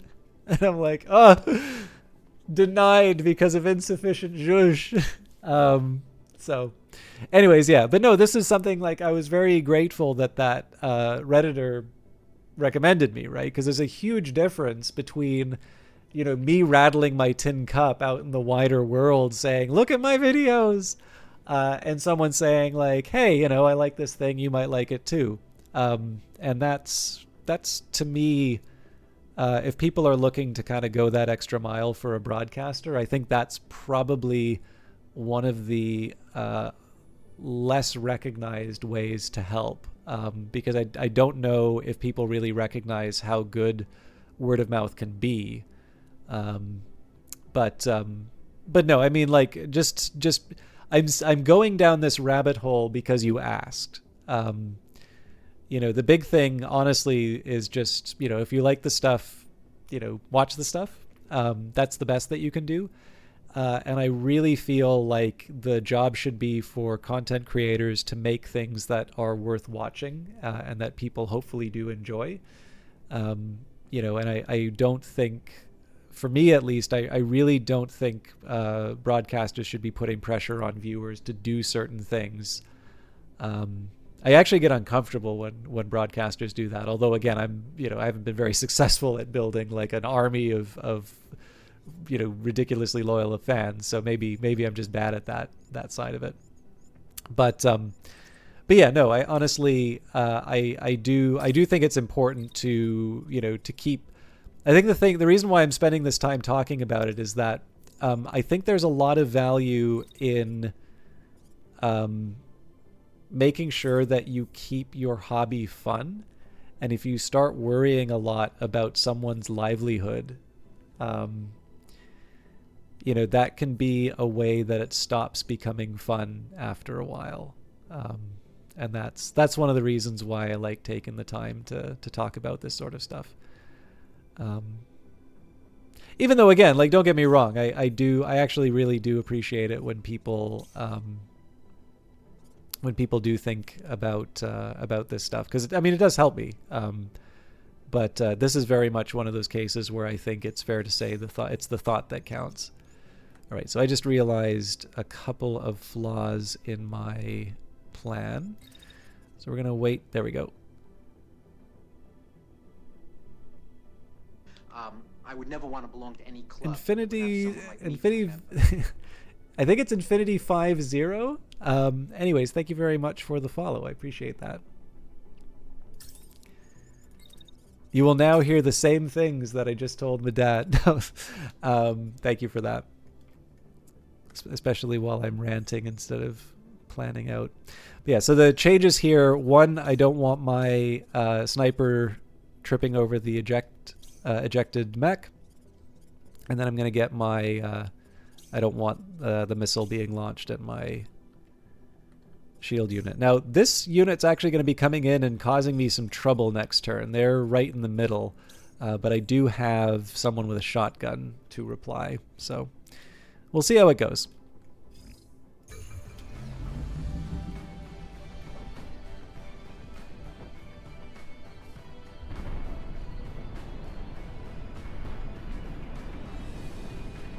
Mad ad. Sorry. Looking great. Keep hitting their structures. I'll take them. It'll take them a while to repair this damage. Yeah, I'm terrible with any kind of spacing or things like that, Mad ad. So thank you for the correction. Oh, looks like we're gonna get pounded with a bunch of... Oh no, it's an attack scan. We're good. And unfortunately, we did get concussed in the end. That's a shame. So the display did say that we were safe behind the hill, but it seems like a stray got us. So we're actually down one of our big damage dealers for the...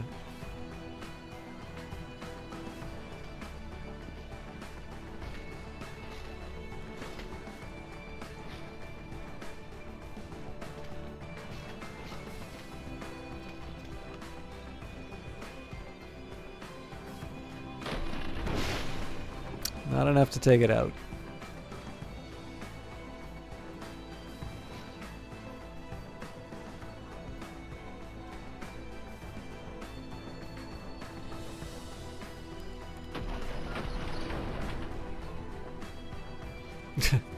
I almost just killed my own guy. Although, in fairness, they weren't supposed to be there at the time. Obviously, the concussion ruined all that.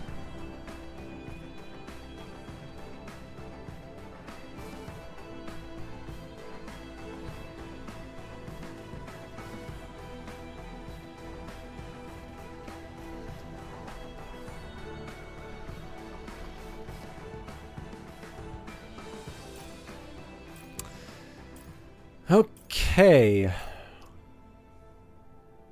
we've got 2 new arrivals. Riley's telling me that he doesn't fancy my chances. He might be right.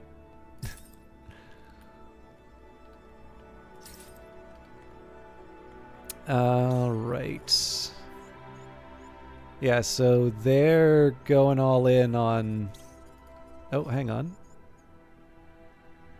Oh, that's good. Actually, they're wasting their machine gun shot. So now I have a choice to make. The question would be, do I want to try and do some damage to the mech, or do I focus on the objective? And in this case, I think the smart call is the objective.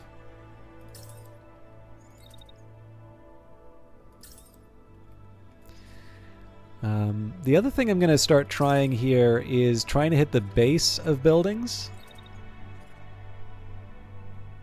and see if I can have a little more luck demolishing them.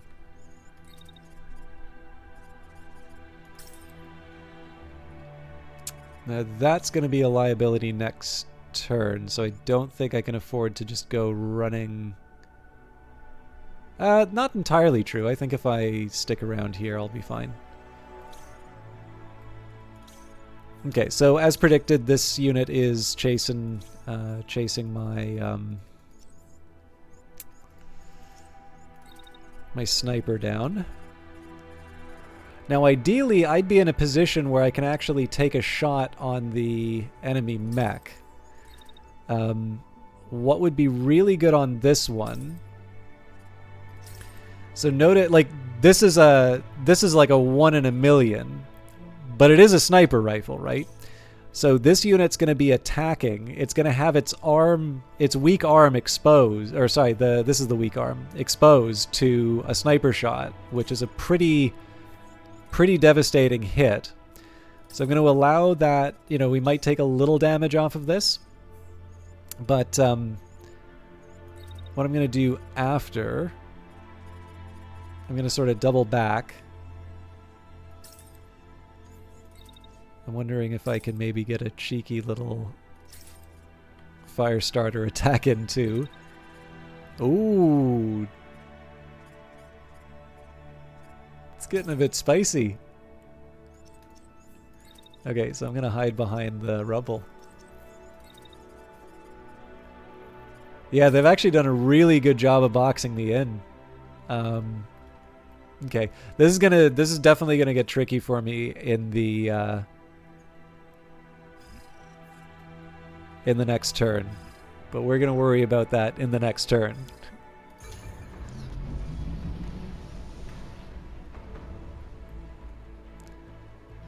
So let's see if this thing gets blown up.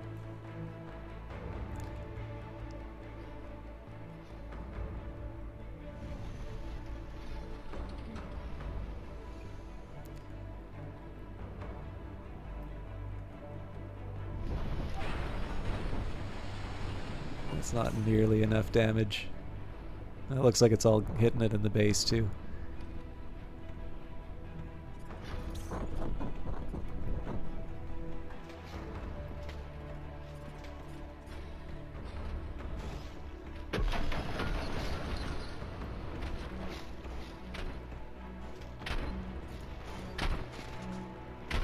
That was a center torso hit. That was a good attempt.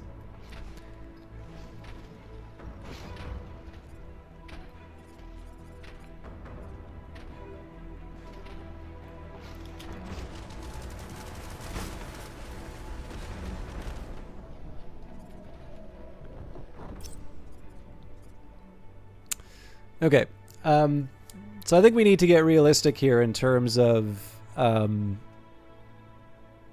what we can expect for this, the rest of this encounter. I definitely don't mind trying more destruction.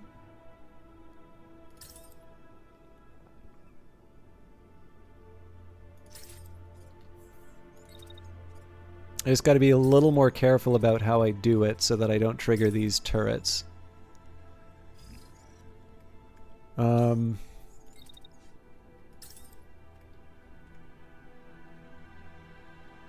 and it looks like hitting the base of the buildings doesn't actually do all that much.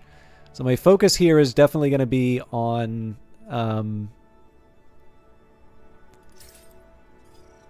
my focus here is definitely going to be on taking out the buildings first.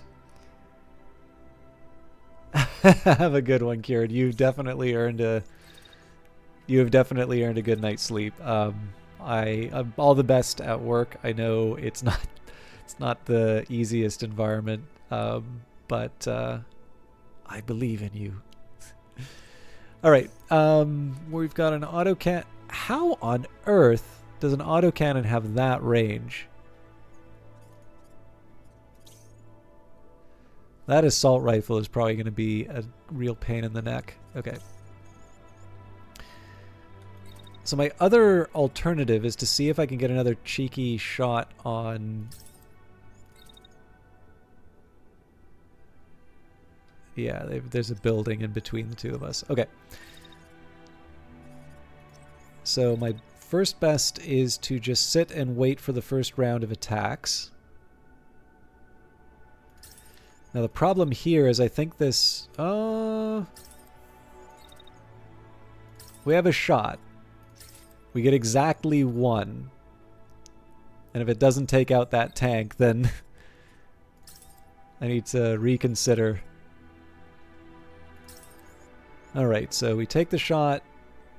We run... Alright, yeah, we should be behind the hill in time. If we're not, then we have a repeat of what happened to my unit with an assault rifle. Alright, let's see it. See it go.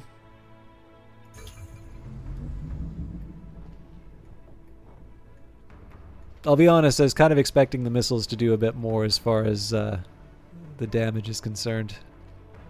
Again, remember we're also ignoring the charger here, and that's largely a function of the fact that we don't have that many more turns to do damage, and if we can get to a tier 2 in terms of the destruction, that's best.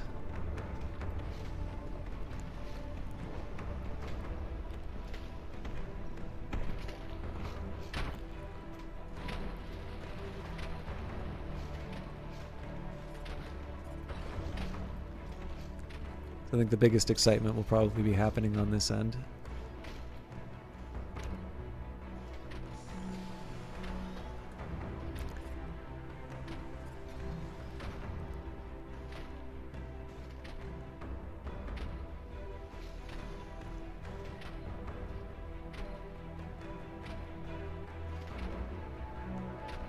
I might want to reevaluate the rocket launcher after this, for the simple reason that it does have a high impact, but I might want to consider impact as a function of heat.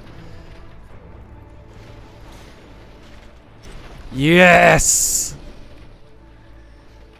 That's going to be one we watch at full speed.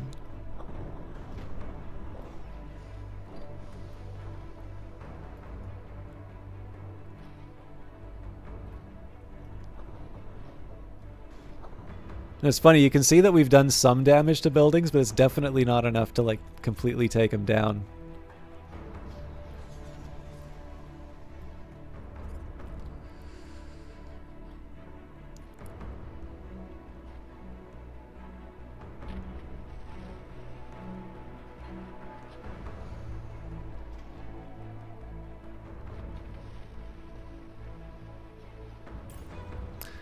Okay.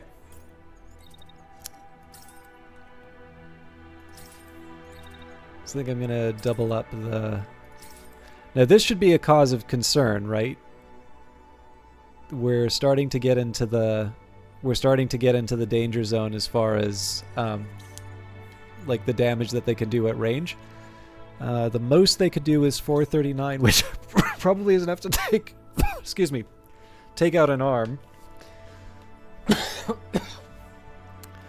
What I'm going to try and do is intercept them on the way with a sniper.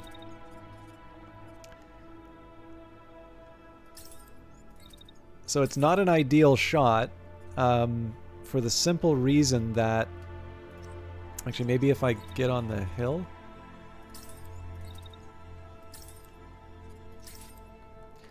So like if you look, right, what I would prefer is a sniper shot from here, because this unit's moving straight towards the shot. What's happening instead is I'm attacking them as they move left to right.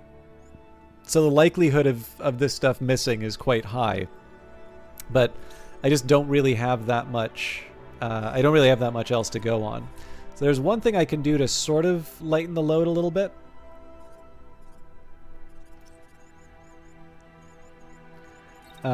And that's sort of move to a different position. Now, this unit has other opportunities. So I'll try and get a slightly better position, seeing as I kind of need to make these things count.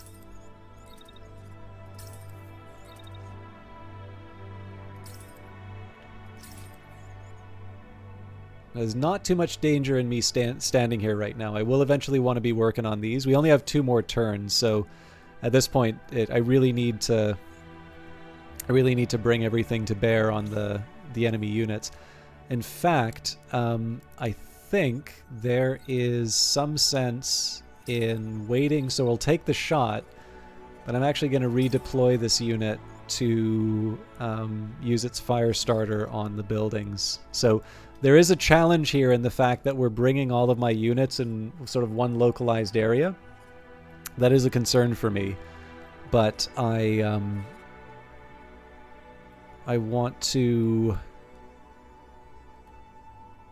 I mean, I need to be where the buildings are, basically. So the likelihood of us doing 100 damage in 2 turns is basically 0. But let's see what we can do.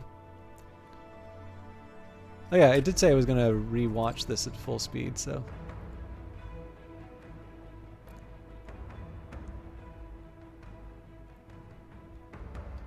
That's very satisfying to watch.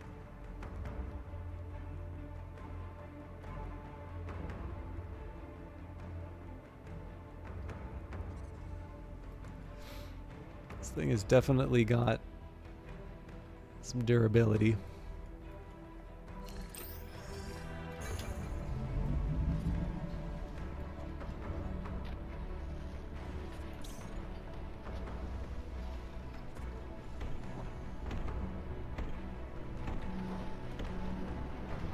So I'm assuming this tank is going to crash. No, it's not. It's just going to move the ejected pilot. Interesting.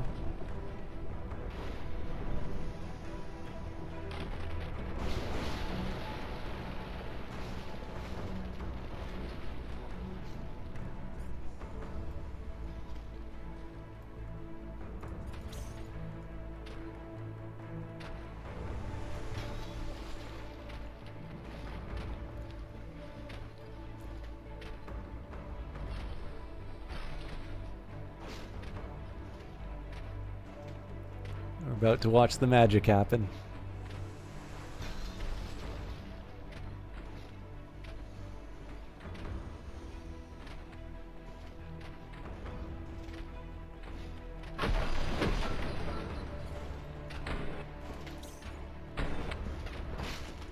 Oh, that is so upsetting.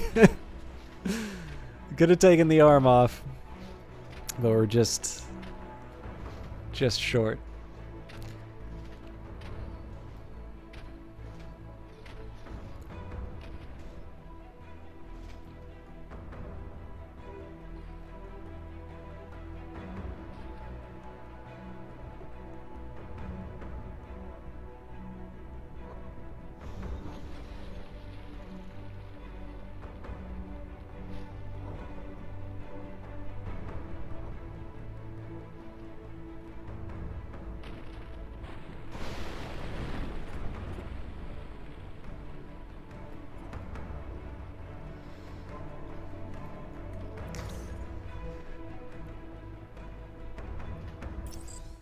Reinforcements are moments away. Whatever you have planned, wrap it up quickly. We're leaving. Okay, so this may not be the smartest move, but I am going to make a Hail Mary on toppling Oh, you know what? I don't think I can. Well, maybe.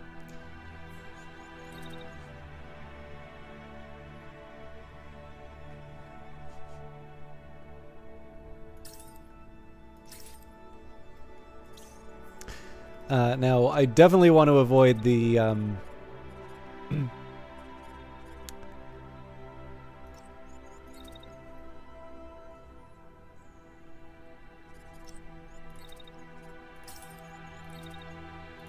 I definitely want to avoid the airstrike that's on its way. Oh.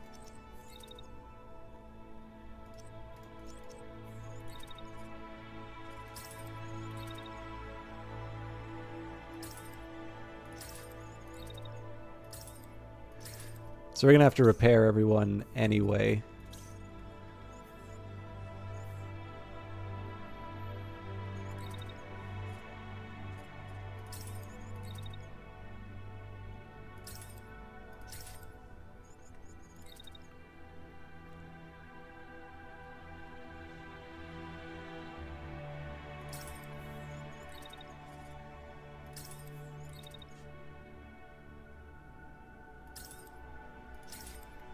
I'm overheating everyone, but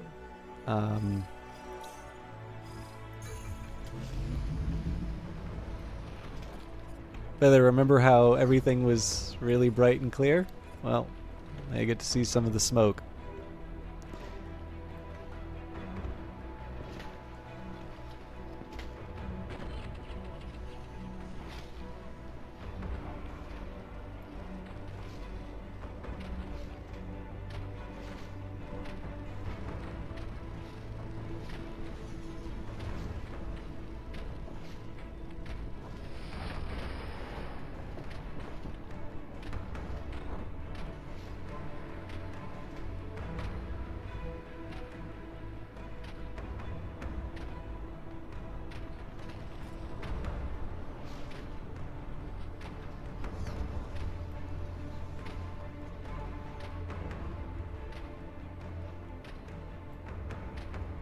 I can't believe this thing is still standing.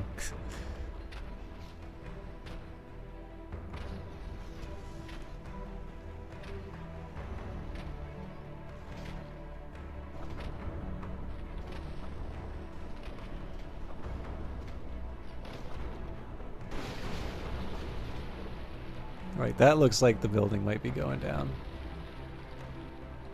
Nope, maybe not.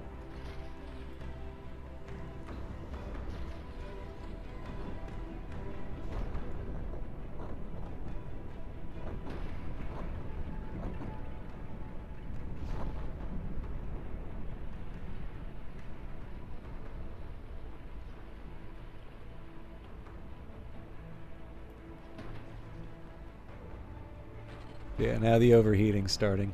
And looks like most of those missiles aren't actually going to make their target, but again, we're really just trying to damage as much as we can.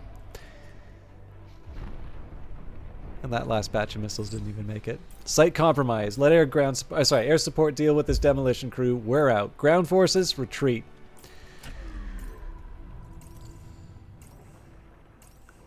So I'm guessing we didn't get to the tier 3. Tier 3's been pretty elusive for me on these, even when I build my squad accordingly, but...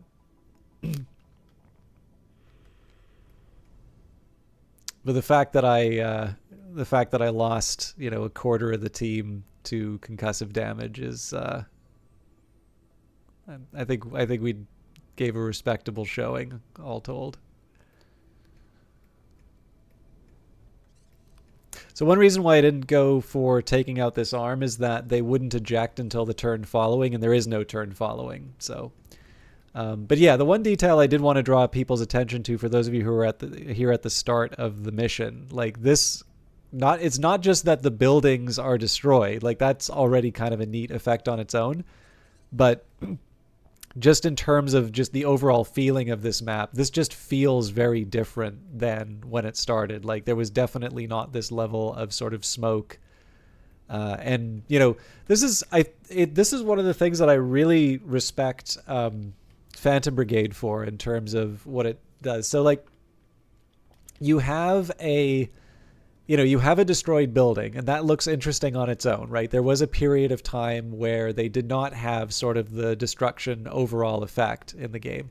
And the destroyed buildings looked fine. Like I said, I mean, it's just cool to look at this stuff on its own. It's really neat that everything is simulated in this game. But you take that, and then you take this you take this fog that sort of descends with all of the smoke and debris. And it's these two individual things which are interesting on their own, but in the context of here and just how everything sort of looks more desaturated and all of that, it really does build a mood, which, again, in this case, those two individual components are much bigger as a result. Like, and it just, this game is full of those little touches. So this is why I keep coming back to it. All right. That, and brace yourself for really nice people.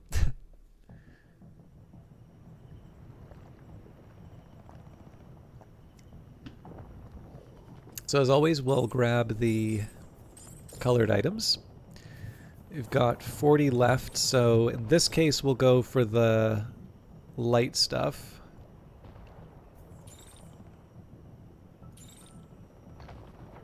Yeah, I think that's all we've really got. Okay, so we're definitely going to need to repair the longbow, and then I imagine that Kilo could do with some time to recover. Oh my goodness, I didn't realize we're already contesting. So unfortunately, I don't think I'm going to be able to see the... I don't think I'm going to be able to see this through to the boss fight. But I'll at least try to get another battle in if I can. Okay, so we can get better stealth sensors, we can get overdrive shielding, reducing enemy vision, overdrive sensing. I think I'm going to go for more cruise sensing. But I'm also going to go for the... So this will give me speed, but at the expense of some enemy vision. Okay, so... Objective. So it looks like it's... Yeah, so it's all outposts right now. Ooh, I would like to get that cache. Okay, first things first, we're going to cruise.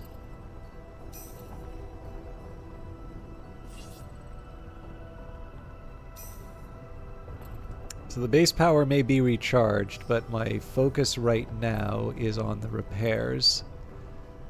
So we're going to skirt the edge of... Ooh, not good.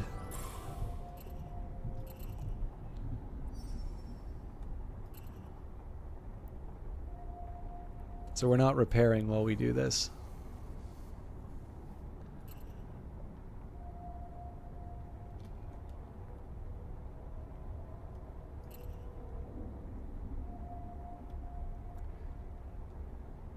You're kidding me. How did they know?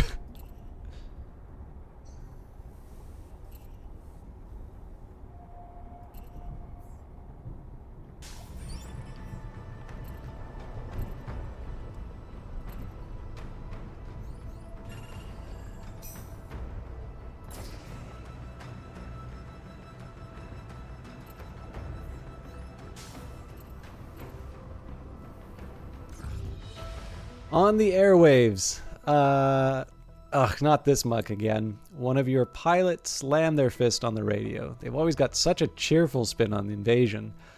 Another pilot frowns, leaning in. Hey, does this draw sound clearer than it usually does? Do you think we might be close to the source? I always thought they must be circuiting the broadcast through a local tower, since there's no way it would reach us otherwise. I can look into radio waves specifically, a mechanic pipes up from their screen. Just give me a second. Okay, let's try triangulating the source, but obviously we're going to have a fight. We're fully repaired, though, so this may be a base defense mission. In fact, it's very likely it will be a base defense mission. Gear up. At your order, the base flies into action and prepares for a fight. An engineer sprints towards the bay to check on the guns, passing a scout relaying combat data through the radio. There's shouting everywhere. At your side, someone's leg bounces up and down, boot heel tapping on the grate. This is a base defense. Okay, this is going to get interesting. So let's equip everyone. How's Kilo doing? 97.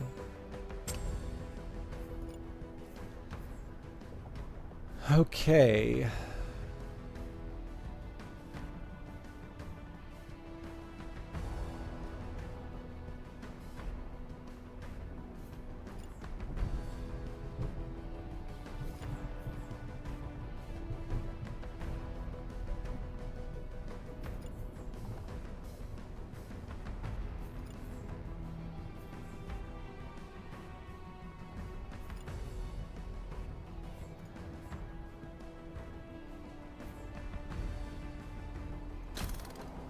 Okay, so I do have to at least have hollow plate on it.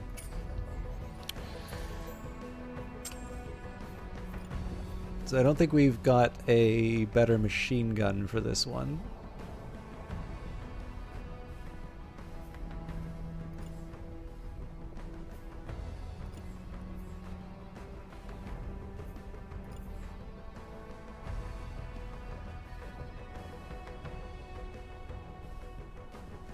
Now, if I wanted, I could actually replace the,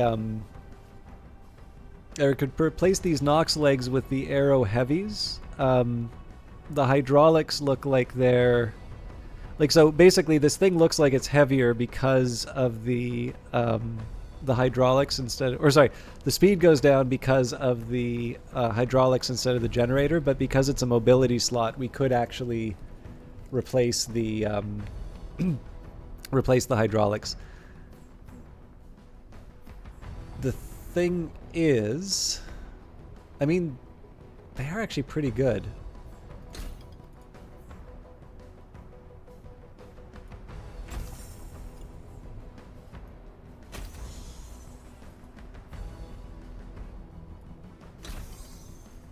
Wow, that was not good.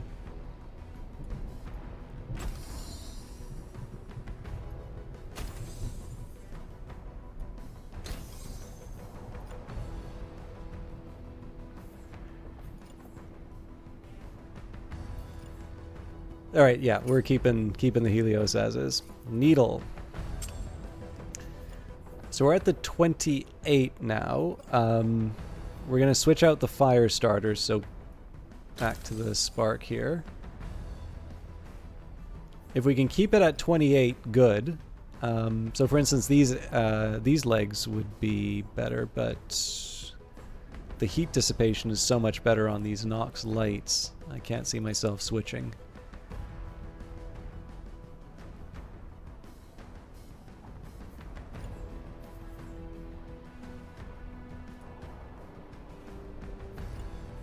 I'm curious if I were to replace this with hollow. Yeah, no, it's got to be light.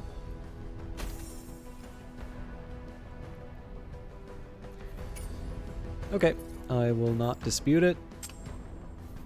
Now, the protector we're definitely going to have to change up.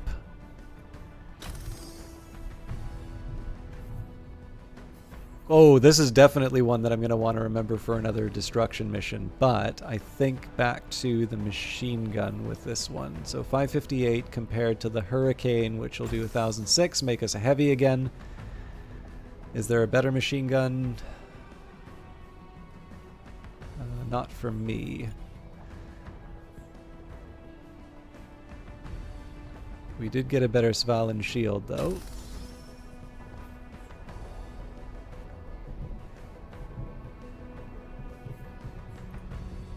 Wow.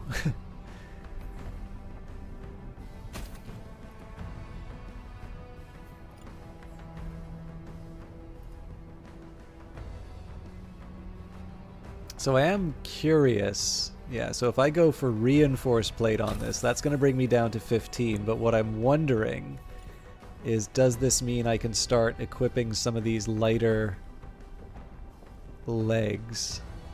Or maybe I don't even have the light stuff anymore.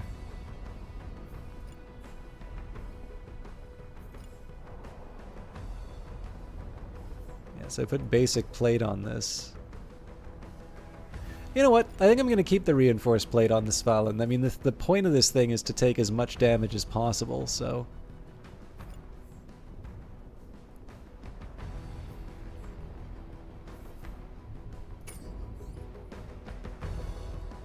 It's going to be a little weird to play this way, but I like it. Sorry, there is one other thing I want to do. I want to clean up the... okay, so Svalin goes...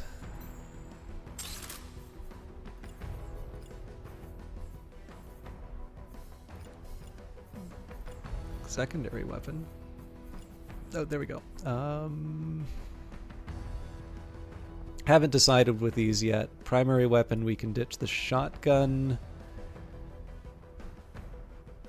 I'm not so sure about these others, though. I can see us maybe ditch... Well, we can't really ditch the baseline because it's the only marksman rifle we have. Yeah, I'm starting to become a bit of a pack rat again, but that's going to be a tomorrow me problem. Alright, let's see what we can do. Oh, this map again. This is a fun one. I'm probably going to... Actually, no, hang on. Because we are in a defensive position, it might actually not be bad if someone crashes or otherwise... The Edge took a hit. We'll need you to buy us some time. Take defensive positions and prevent more damage to the base. How you doing, Lord Sepp? Okay. Yeah, so I don't know. If somebody crashes in here, I suppose that's more of a liability for the enemy than it is for us. I do sort of want to distribute my units. I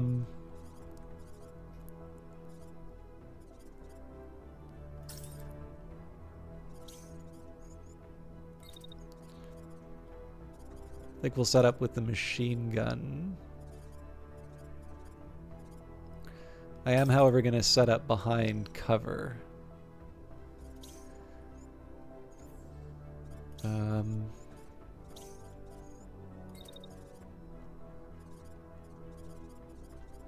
I'm curious. Yeah, so the assault rifle is going to be... I mean, I'm taking my life in my own hands here. But I do get to be a bit cheeky and open fire at the start. You're curious on getting this game. How are you liking it so far? So Lord Sepp, I'll maybe just caution you ahead of time. It's been a long time, but I was actually given a key for this from Brace Yourself Games back when this was in early access. And in fact, I'm from Vancouver. They're from Vancouver. So when I visited Vancouver, I actually got to go to their offices and meet them. So one thing I'll just say, my enthusiasm for Brace Yourself definitely is games first and then them. But I will also maybe mention here that these are developers that I'm really, really fond of, and I figure it's probably not a bad idea for me to disclose that I was given this before I make the full recommendation. Now, I've liked this game basically since early access. I think this is great, and if you have any specific questions, I'm happy to answer them for you.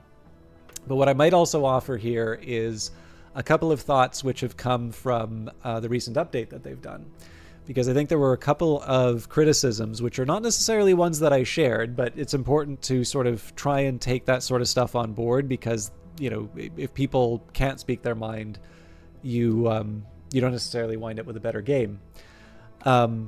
So they talked a little bit about how it felt some of the missions were repetitive and how sort of the progress didn't really mean a whole lot. And I think the exception for that would be the capital fight, which is like the final fight. But I think what they were sort of saying is like, you know, we're liberating these provinces and we're kind of doing the same mission, and it doesn't really feel like it's as special as it could be. So this most recent patch that they've released has really addressed that. So they've added new mission types, one of which we're doing right here. So this is basically the enemy kind of caught up with this. If you've ever played XCOM 2, it's a little bit like that, where you need to defend the base for a certain period of time. So this is one of the new mission types that they added. We actually also just finished one of the new mission types where we have to destroy a base, and so you get to use a little bit more of the variety of weapons. But the big headline feature of this new update is the boss fights. So when you complete a province, And essentially, the invasion forces do this last ditch. They kind of do this last ditch effort to hold the province, and you need to kind of take on a super mech. So it not only everything in this game is simulated. So if a stray bullet hits these buildings, you'll see the damage on them, and you can see them fall down.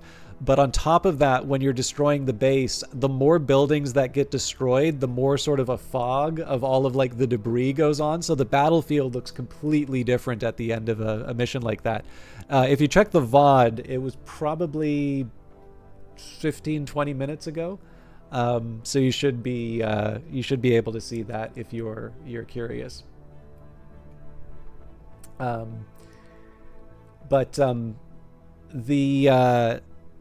So the thing I want to say about this is that I actually feel a little bit safer recommending the game now, because I've sort of seen this example of areas that people said were weaknesses of the game, which again, I didn't necessarily share as perceptions, or I didn't necessarily for myself perceive those as weaknesses, but I kind of see how the developers have directly addressed those issues that people had. But anyways, I'll give you a quick breakdown of the logic of a turn, because I know I've been spending a lot of time talking and not playing, and hopefully that'll give you some ideas. But definitely feel free to ask questions. I will just read what Tricky Boyvis said here. So Tricky Boyvis says, as someone who bought the game very recently because of this stream, it's fun and there's quite a lot to get used to managing. The actual battle gameplay is super fun and rewarding. The micromanaging of your base and equipment, I imagine, gets a little tedious. But if you like that part of the strategy, I'm sure that's more of a plus. Yeah, I do kind of like the mech customization. There are actually some things that I wish were done better in terms of the mech customization. It's just, I've said those like multiple times over multiple streams, so I also realize it's a little tedious. Like, once I've said my piece, I really should shut up on that. But there's some cases where I wish there was a little more information when I was picking up some items. So anyways, Lord Sepp, sorry, I know I gave you a long intro, but so the idea here is you're sort of running this insurgency after an invasion. You have a technology that will give you a 5-second forecast in terms of your enemy's intentions. So this is certain. You know that the enemy intends to do these things, but of course the point of the turn is to disrupt the enemy units. So you get this 5-second window in terms of what they're going to do. And for us, again, we're kind of, it's almost like capture the flag. We don't want them to get to the flag. So right now I'm kind of setting up, because I can see that this one's got a beam. We don't have any units with shields to help us out. And then this unit has a machine gun. So what I've done is I've taken the unit with a shield. They're basically going to be facing off. I've got a sniper here. So I'm going to move them so you can see this kind of gray circle is an indicator in terms of what my range is.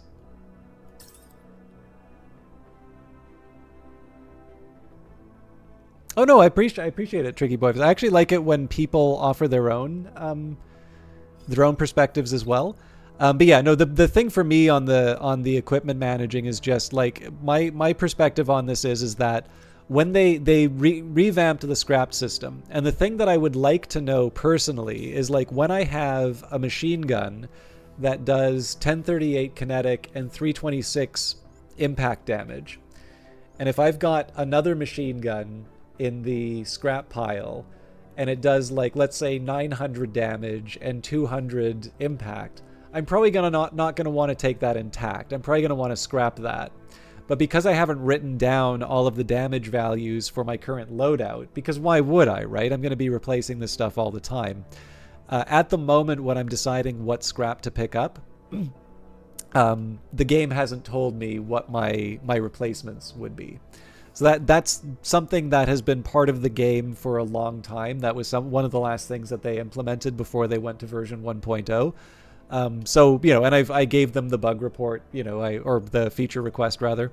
They have a really active Discord. I promised I was going to do some gameplay, and then, but this is worth mentioning for those of you who are fond of the game, or just want to hang out with the developers, because these are the same developers who did Crypt of the Necrodancer and Industries of Titan, and the forthcoming Rift of the Necrodancer and Cadence of Hyrule, and the publishers of Cobalt Core, Super Raft Boat Together, and Godless. All those cool people are hanging out in this Discord. All right. But yeah, anyways, that's all that I mean by that, Tricky Boybus. So anyways, I'm moving this sniper up. So it looks like the enemy's not quite going to be where I want them to be.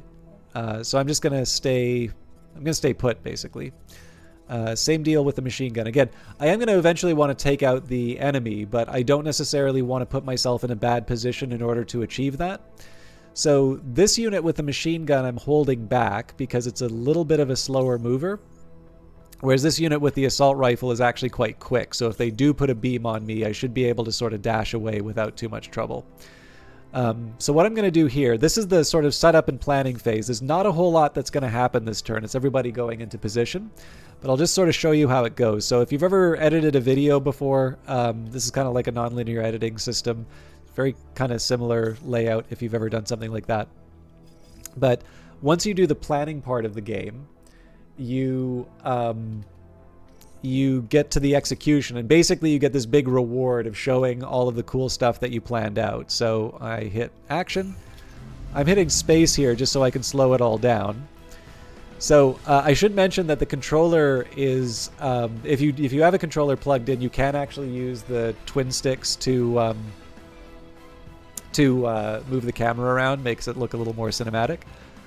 Now, one of the things I'll mention, one of the most request features of the game is a full battle replay. The thing to remember about this game is that all of the simulation is non-deterministic. So unlike, let's say, an XCOM where the random numbers are sort of preordained, in this case here, what's happening right now is the game is recording. So my understanding of this is that when you play on slow motion, the sort of recording that it's doing of all of these positions is a little bit of a higher resolution. So what I usually like to do is do things in slow motion. One, because it just looks cool. But number two, also because when I do the replay, I get a slightly better quality replay. And in this case here, I'm just sort of preserving as much as I can. Although this one, it's going to be a little weird to see just because we're watching mechs sort of walk menacingly towards each other. But yeah, I'll actually say, so a couple developers came on for a chat in the first hour. That was something that a streamer called Revived Snow actually arranged, which I really appreciate. And it turns out that this game originally was a turn-based game. It was a lot more like XCOM, apparently.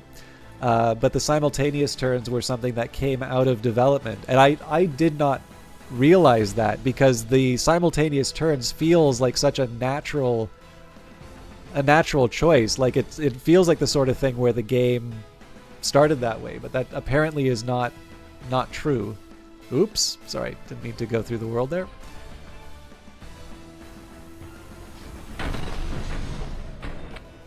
So that's just going straight to the shield. Whoa!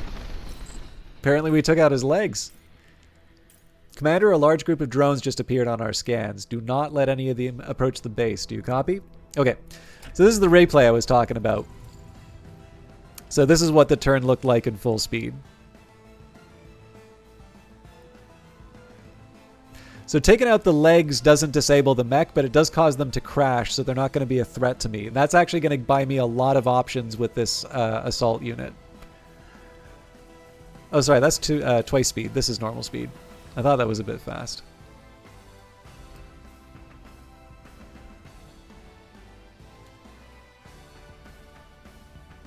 So now we get to have the fun.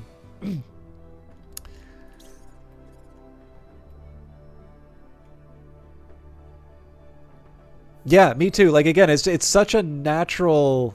Like, it's just basically, like, it feels like that is what Phantom Brigade is. So the fact that that was actually something that came in after the fact was, you know, mind-blowing. But, I mean, like, it was Pavel who pointed it out. Like, you know, he had a quote from someone at Valve sort of talking about how, you know, the game kind of reveals what it's going to be over the course of development. And I have to imagine that was what happened here. I think I'm going to try and take out the tank. Okay. So this wound up working a lot better than I was expecting. But basically, we're going to run around the edge. We do want to take out the drones where we can, but I'm also going to raise hell in the enemy backlines. So we're going to put some hurt on this tank. Now I am sort of exposed here, so I'm going to run off after. The only catch is I don't think I'm going to have... Yeah, I don't have enough heat capacity to be able to take this one out. But we have other mechs to do our bidding.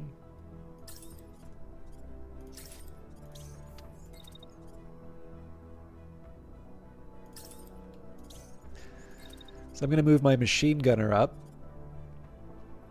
So the thing that's nice here, right, is that this unit... Sorry. Excuse me. This unit would be threatened by the machine gunner, except that there's a house. Well, this house isn't going to last that long. It could be in some danger, actually. So I was originally... Okay, no, we've got two snipes. This could be a danger, but I'm willing to take a little bit of risk to be able to get a clean shot on the prone mech.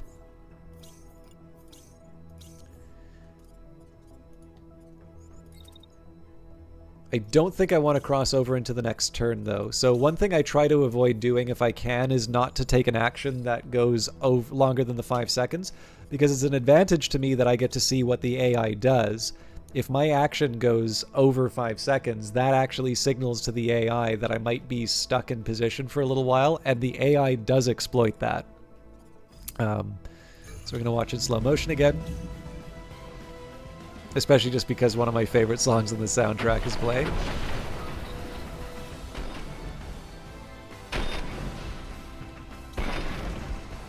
Ah, nuts. We might take him out with the second batch, but...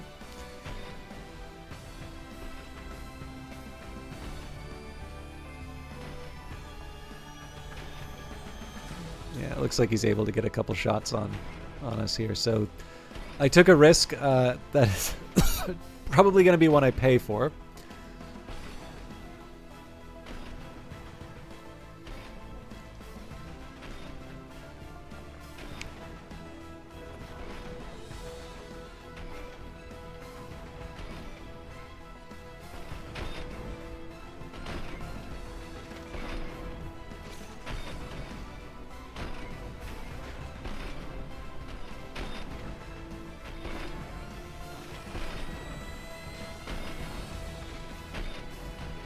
Yeah, so that's all over the place. That's not really doing all that much.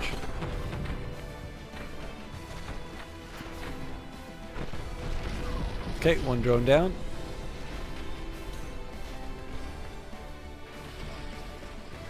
Nope. We took out the arm. Okay, so actually that unit's going to eject next turn. Ooh, this is looking good. Oh, he's crashing.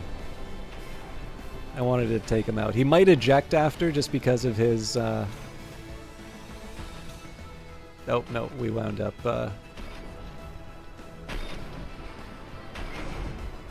wound up blowing up the mech.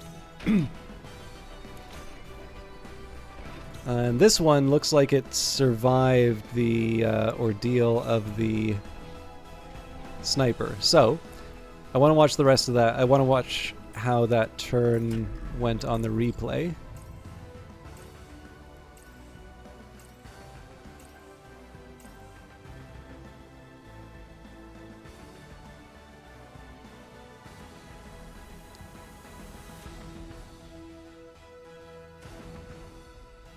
Yeah, it doesn't actually. It looks like both shots missed that second time. So if I'm lucky, this unit will eject, but I don't want to bank on it. But given the fact that, you know, we did a decent enough job of taking out the occupiers, essentially my unit with an assault rifle gets to run around the back lines and just completely wreak havoc on their drones. So I'm not too worried about how it's going to go. Okay, so this unit's crashing. I could deliver the coup de grace, but they're going to be stuck in position, so I'm not that worried about them. What I am worried about, though, are these drones. So I'm actually just going to stay in position, and as soon as I am able, I'm going to shoot at one of these things and hopefully take out all three this turn, which will make me feel like a real badass. Okay, this is why we have this unit. So we're just gonna take our shield, plant it down, and in the meantime, we're gonna see if our sniper can earn their keep. I'm gonna get a slightly better angle for the second shot. There we go. So yeah, the idea here is they do their first shot just like before. I don't want to hit my ally in the back. There is friendly fire in the game, so we're just getting a slightly better angle. Now the thing here is that we reinforce this shield, so even though this machine gun does 936 damage, that would normally be like a, you know, all hands on deck, this is an emergency kind of problem. This shield kind of laughs at that, so they're just staying, effectively they're just keeping this guy in place while my sniper does its thing, and I think it's time for some payback.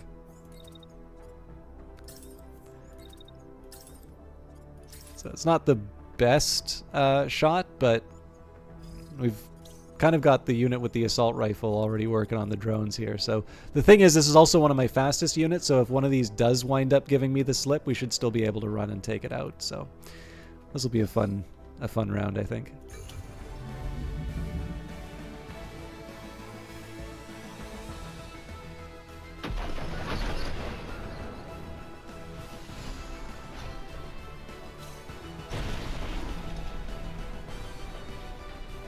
You love to see it.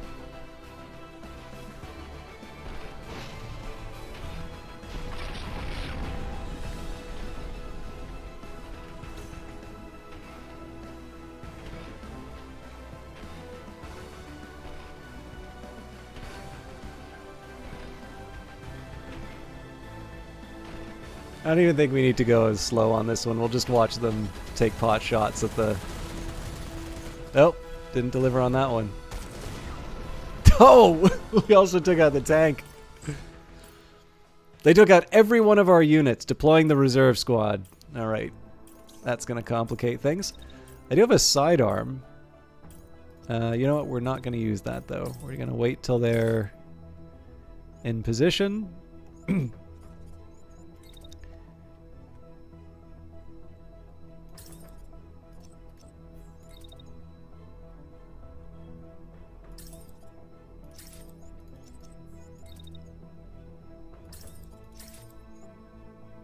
Really not a good chance, but it's the best I've got.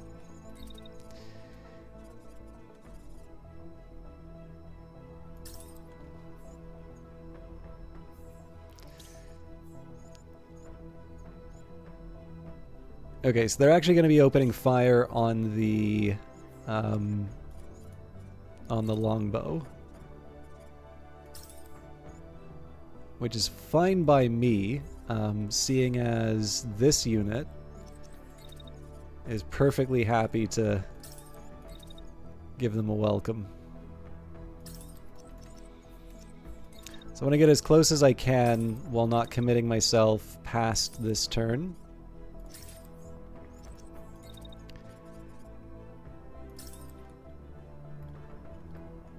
I am slightly curious if they're still in range of the sniper. Oh, they are. Okay, I'm gonna focus on the mech. Like, it's super tempting to go after this tank, but I just don't think I can pass that up in good conscience. So we don't really have a whole lot of heat that's been used on the unit with the shield, so I'm gonna dash to victory, and then they're gonna basically be in position to clean up the tank if it comes down to it. It's kind of like a crappy soccer team that are like all running after the ball. Like everybody's kind of running after the ball together, but we only really have one we really only have one priority now. So, does this game have an ending, or is it a live service game? No, definitely not a live service. I mean, this is an indie team that made it, so I have occasionally joked with them because Crypt of the Necrodancer is all about instruments that I keep saying they should add loot boxes, LUTE. And as much as they love puns, they do not like live service style. So the game does have an ending. I do get the impression that they have a lot more ambitions for this game than necessarily can be implemented. So the specific ending of the game right now. So like here's one thing that I do feel. To me, it feels like there's probably room for addition. You have a country with a bunch of different provinces, and now those individual provinces will have... By the way, I'm pretty sure a couple of those weird bullet moves are artifacts of the non-deterministic number generation. So those provinces now sort of have those mini-bosses. But the big finale is the capital fight, that where you retake the capital. I remember the first time I did it, and it felt like something special. Like, it was this big, challenging, like, this is the end of the game kind of fight. But I'll confess, like, I didn't really know what to do with the rest of the provinces. It was just sort of like, okay, you know what? After the capital fight, I think I'm done. I'm happy with this, and I just rolled up a new game. I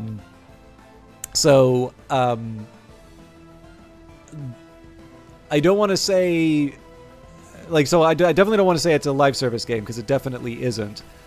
The way that they were talking last week suggests to me there are at least a few more updates coming. But I don't know how many of those updates are sort of the free updates like what they've done here, or if there are plans for DLC or what. But I think it's fair to say that the game is still being supported in terms of new things being added. The pace is maybe not as fast as some people would like. Like, the game did have... I think the game has always had, like, a positive rating on Steam, but I do know there were a few more snarky comments about, like, lack of levels than before. And I'm hoping that this patch has quieted it. So, but yeah, so the specific answer to your question is... yes, it has a definite ending, although in my view, that might be something I kind of hope changes, just because it would be nice if I had other reasons to take out the rest of the provinces. Yeah, so, like, I got a question of this on YouTube, actually. I need to be really careful how I say this, because I don't want to give the impression that this is an unfinished game. Like, this game has gotten its 1.0 release. The game is done. But of course, because it's the 2020s and, you are just one upload away from being able to improve a game on Steam, it is a game that has continued to receive support from the developer. A little bit like Crypt of the Necrodancer. So, like, Crypt of the Necrodancer is an old game, but is still getting DLC. So, in this case, they're... they don't do it for every game. Like, Industries of Titan is done, and I think it got some, like, maintenance updates, but new content isn't being added to that game. And at least in the case of Phantom Brigade, I don't mean to speak for Phantom Brigade, for Brace Yourself Games. Obviously, it's up to them to announce when new material is being added to the game. But the conversation definitely seemed to indicate that there was some stuff that was being worked on and had not been put into the game yet, and so that's the inference that I'm drawing. And the fact that, like, I think one of the reasons why they're a little more reluctant to announce things in terms of future releases for the game is that I think there was a perception that there were features, quote-unquote, removed from the game. And I think the game had been in development before,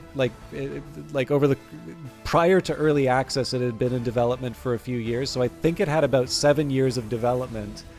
And of course, when a developer says, early on, it's like, yeah, we'd kind of like to have this system where there's sort of commanders that are, coming after you. I think some people wound up calling it a nemesis system or something like that. That's nice to talk about when you're early on in development, but I think some people can take that as, like, this is going to be in the final game, and because there isn't some nemesis system in the game, now you start hearing stories about, oh, they lied in development. And I'm like, well, look, this was Tetragon Works who was saying that, so how far do you want to commit them to this? So all of this is to say is I get the impression that they are a little bit more tight-lipped about their plans for the game just because they don't want to disappoint people. And the nice thing is that so far for me, this has been surprising on the upside because I was genuinely impressed by the boss fights. Like I got completely creamed when I did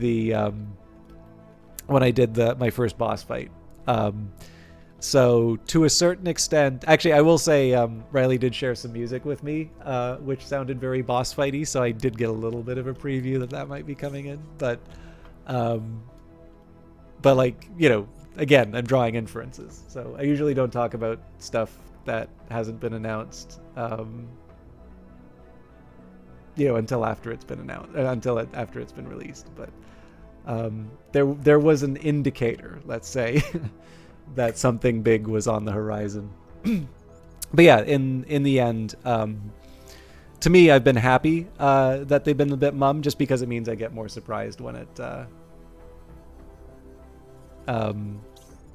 you know, it's nice. I don't know. Like, there's so much stuff that's announced ahead of time now, right? And it makes sense. It's all about marketing and things like that. But it is kind of nice to be surprised by games, especially when they're ones you already own. So, you know, you find out one day you haven't been playing Phantom Brigade in a while, and you find out that bosses got added. You know, it gives you an excuse to open up the game and enjoy it again. So, all right. So we already planned out the turn. Let's see how it goes. This is definitely going to be one that I...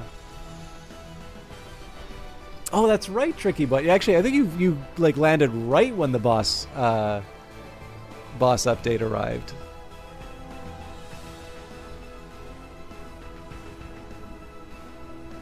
And like, I don't mean to oversell the bosses. Like, it's not like they added 20 of them or something like that.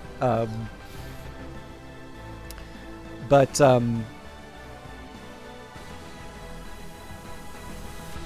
yeah, I don't know. It's nice. Like, it gives, especially for someone like me that tends to do these very glass cannon kind of builds. Like, it's just a very different kind of enemy to go up against. It's always kind of neat to see when there's two coming around the same area. This is a very stylish game.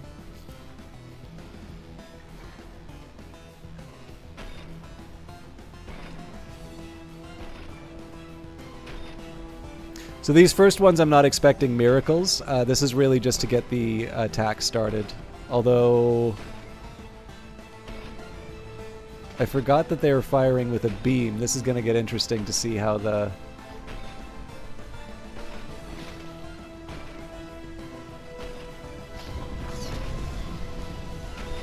machine gunner handles it.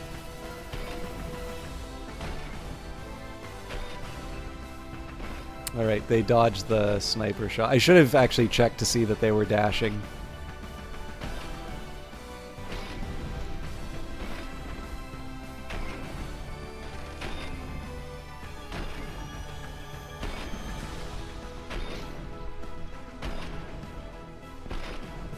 I think I'll still be fine with the beam attack, but I'm definitely feeling a little more nervous about it.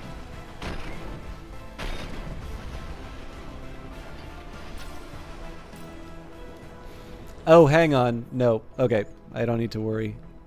I think it was it was a different attack. Okay.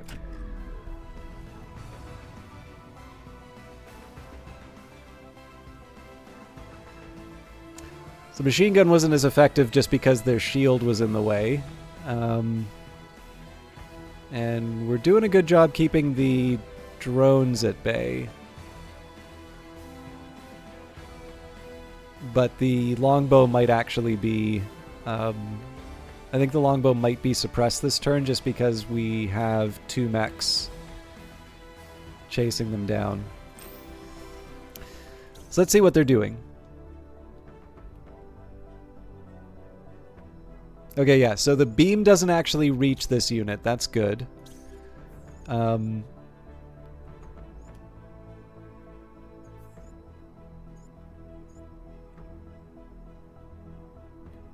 Huh. Okay, I won't question it. Oh, I gotta worry about that though. Okay, I'm gonna show you some unconventional tactics. Let's see if I can get another sniper shot on this unit. I can, but I want to be careful with my big guy. So, okay, yeah, we're clear. So the problem here, right, is that we've got this tank, and it's an elevated tank. So one of the things that I used to do in the early versions of the game was I would very frequently use buildings as protection. There's two reasons why you can't do that all the time in this game. One of them, or sorry, well, buildings and hills and things like that. So one reason why you can't always hide behind buildings is that you will actually have fights in civilian areas where they tell you, you know, don't let the civilian buildings get damaged. So, you know, it's nice that they do that because obviously it isn't so... well, it's like someone asked, you know, earlier, like, have you ever played Into the Breach? It's like, you know, hiding behind the civilian buildings in your giant mech is not a very hero-like thing to do, and in this case, it is actually the objective. So you can hide behind it if you want. It's just you won't achieve your goals. But then the second one is because they added these elevated tanks. So you'll notice, unlike the scrap on this side, that thing's a more traditional tank with treads. This guy is elevated, which means that if I wanted to try and hide behind like one of these hills, it would actually raise itself, and it wouldn't shoot like through something like this. But most of my old strategies of just avoiding the enemy by having some kind of an object in front of it, that was kind of rendered redundant by these guys. So the most obvious cover for me may not necessarily work against this unit, and on top of that, I do actually still want to be able to achieve a shot. So, you know, there's this very tight window before the building gets in the way. So I want to stay where I am. This tank's going to go in, and it does involve a shorter range weapon. So my answer to that, so I put up my shield, and I ram. And that is a viable strategy. In fact, I got an achievement from that. But we'll talk about that later. Okay. So we're going to wait till the sniper shot goes off, and then we're going to position ourselves behind the... Brace yourself. Yeah. So this little yellow explosion, these are the two mechs colliding. So there is, I mean, obviously there's already a physics system because you've seen buildings and things get destroyed. But there is also like a weighting system. So there's different classes of weight. So this is a heavy mech, which you can see from its indicator here. This is a medium mech, and this one is a light mech. So if these two mechs go charging into each other, this one loses. Welcome back, Ionix. Or possibly you may still be here and I just didn't see your chats. But for those of you who don't know, by the way, that is Prosciutto Fist's emote. Prosciutto Fist is a very fun streamer. Okay, but anyways, so not only is this a heavy mech against a vehicle, which counts as a medium here, but it's also putting up its shield, which gives it an extra level in terms of weight. So basically, we're drop kicking this thing. I guess we'd use these as the field goal, but this tank is about to have a bad day. But that's not the only thing we want to do. There's a couple of advantages to attacking an enemy from behind. First of all, there is a pilot health, so you can concuss the pilot. But on top of that, if you hit them from behind, it's more likely to damage the legs. Damaging the legs will, of course, make the mech slower, and it will crash them, which disables them for a turn. So I want to be careful about the beam here, but again, Kilo has been the playmaker as far as taking out the drones, and I want to keep it that way. So this one's almost certainly down. The other thing I want to do, though, is make sure that I keep my distance from that beam, because that thing can hurt me. So this may not be the smartest move, seeing as this is the more direct threat to the base. But I'll...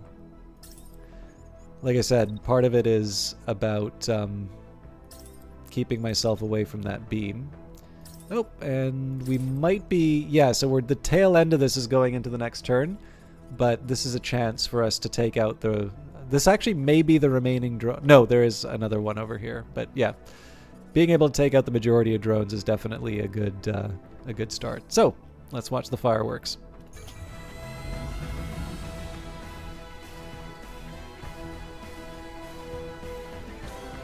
Friendly fireworks on enemies, too.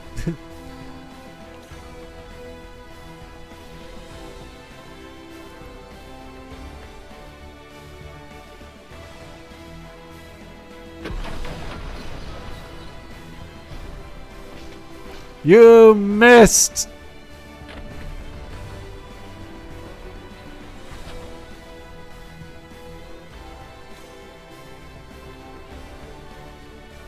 Right, he's going to shoot the air because he's already taken out that drone.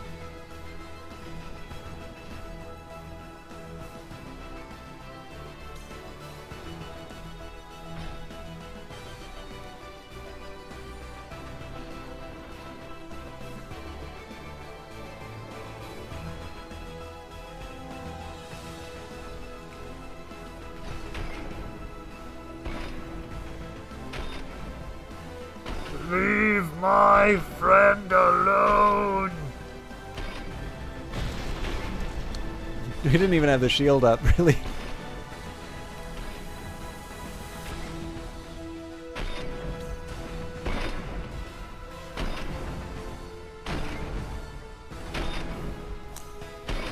Alright, Tango, you're going to be spending some time at the target range, I think.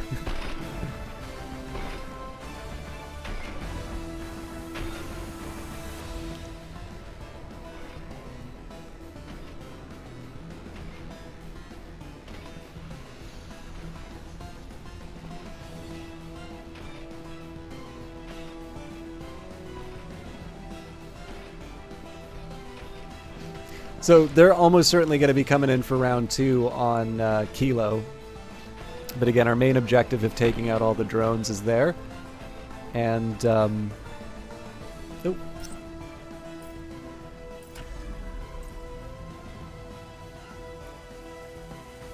Now this tank isn't out of action too, right? Like we gave him a bump with the shield and then they're crashing, but we are actually still going to need to deal with them. So we might... I'm trying to decide if I want to change dance partners, or if we just let the machine gun with my protector take them out.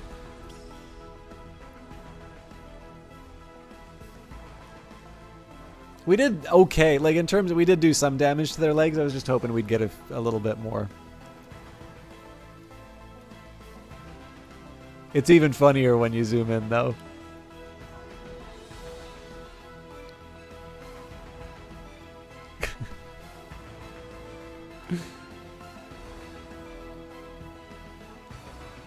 Yeah, again, if you have a controller and you really want to, like, especially actually if you have like a YouTube channel and you want to just like put together some fun videos, being able to actually, you know what? Here, let me plug in my controller. I noticed that when I do it like halfway through, it starts behaving a little funny. So I don't want to promise the world here. I'm just plugging in my controller now. So this is like an old Logitech. I don't even know what number, right? But this is the left, here's the right. So if you want, again, this is a little sensitive, but you can add unnecessary camera movement like everybody's favorite director, Michael Bay. And then the triggers will zoom in and out. The zoom is the one that I find a bit sensitive. But then if you went to film school and you want to show, you want to show it off, you do one of these. Ah, I almost had it.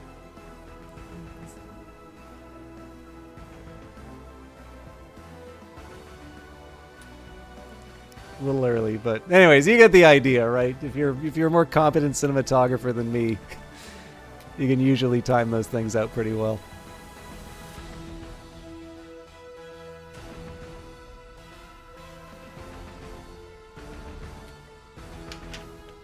And if you don't have a camera, right, it's not like it's just a little bit of a different feel. Some of you are probably going to be really sick of hearing that song, by the way, but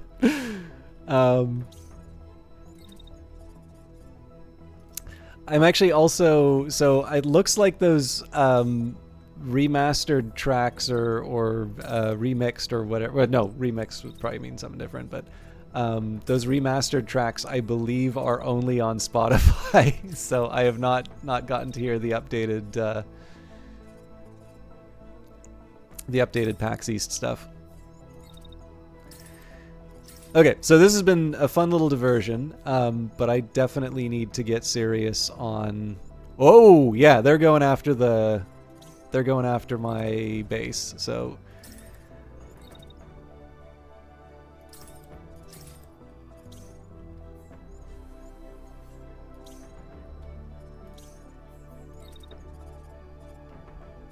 So priority number 1, I'm gonna take out one of the drones, and then we're gonna. The nice thing here is that this assault rifle has a fairly high concussive damage. So the fact that I'm going to be taking out this enemy unit from behind, obviously I want to make sure that I close the gap a bit, but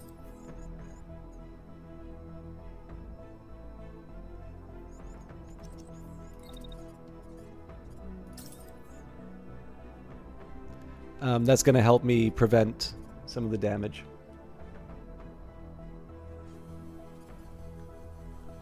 Yeah, it's really well done. Now, I'm not going to ignore this one, but we do have a sniper in the area that might be able to help us out. Oh, God. Do I? Because I kind of ignored... it's a stationary target, though.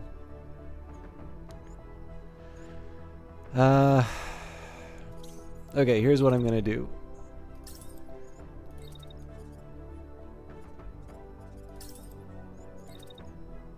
I'm going to rely on this sidearm to take out the drone.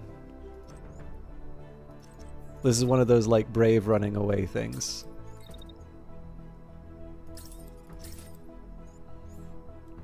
Alright, let's watch the magic.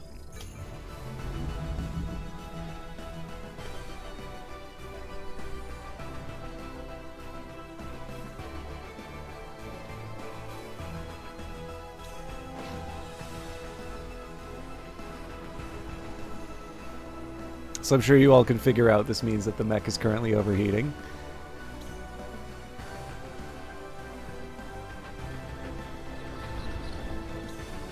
No! Okay, good. We're still getting another... Oh no, he's still crashing, so... But he's stuck in place, so he's not going to be able to damage me. We're good.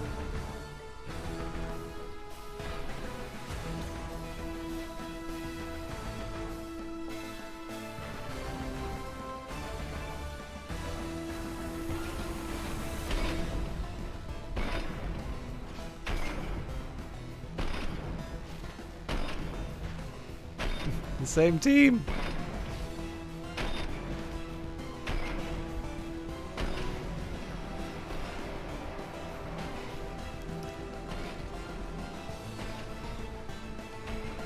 It might lose his legs.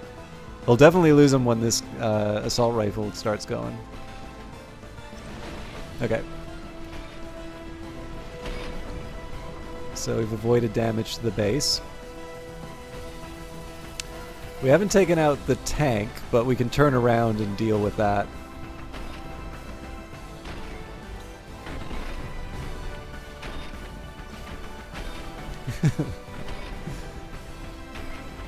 Sure you brought enough firepower?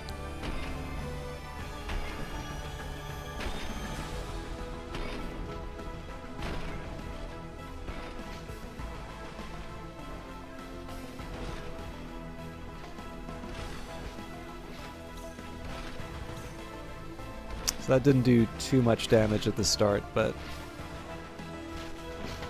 it's halfway down. Okay, so they're almost certainly going to turn... Whoa, that's interesting.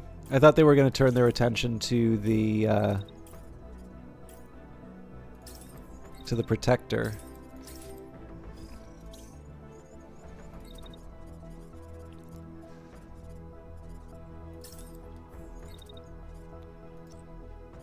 Anyway, I want to want an insurance policy, just in case. So one thing that is clever on the part of the AI here, right? They're targeting this assault rifle. So my normal action with the assault rifle would be to run up front here and intercept this drone.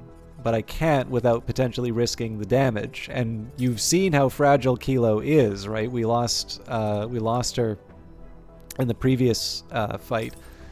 So I'm going to rely on the thing that I built this mech for, which is speed. We're going to go long way around, and then we'll take out the drone from behind. And I think that is the last of them. So I suppose my other option too is to take my revenge on the tank. Ooh, let's not do the friendly fire though.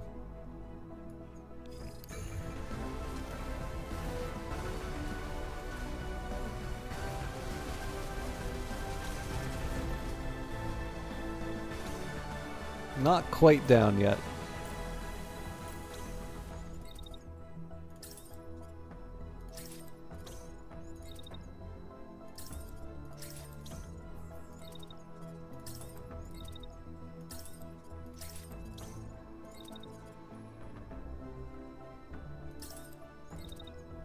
It's just big old party for everyone.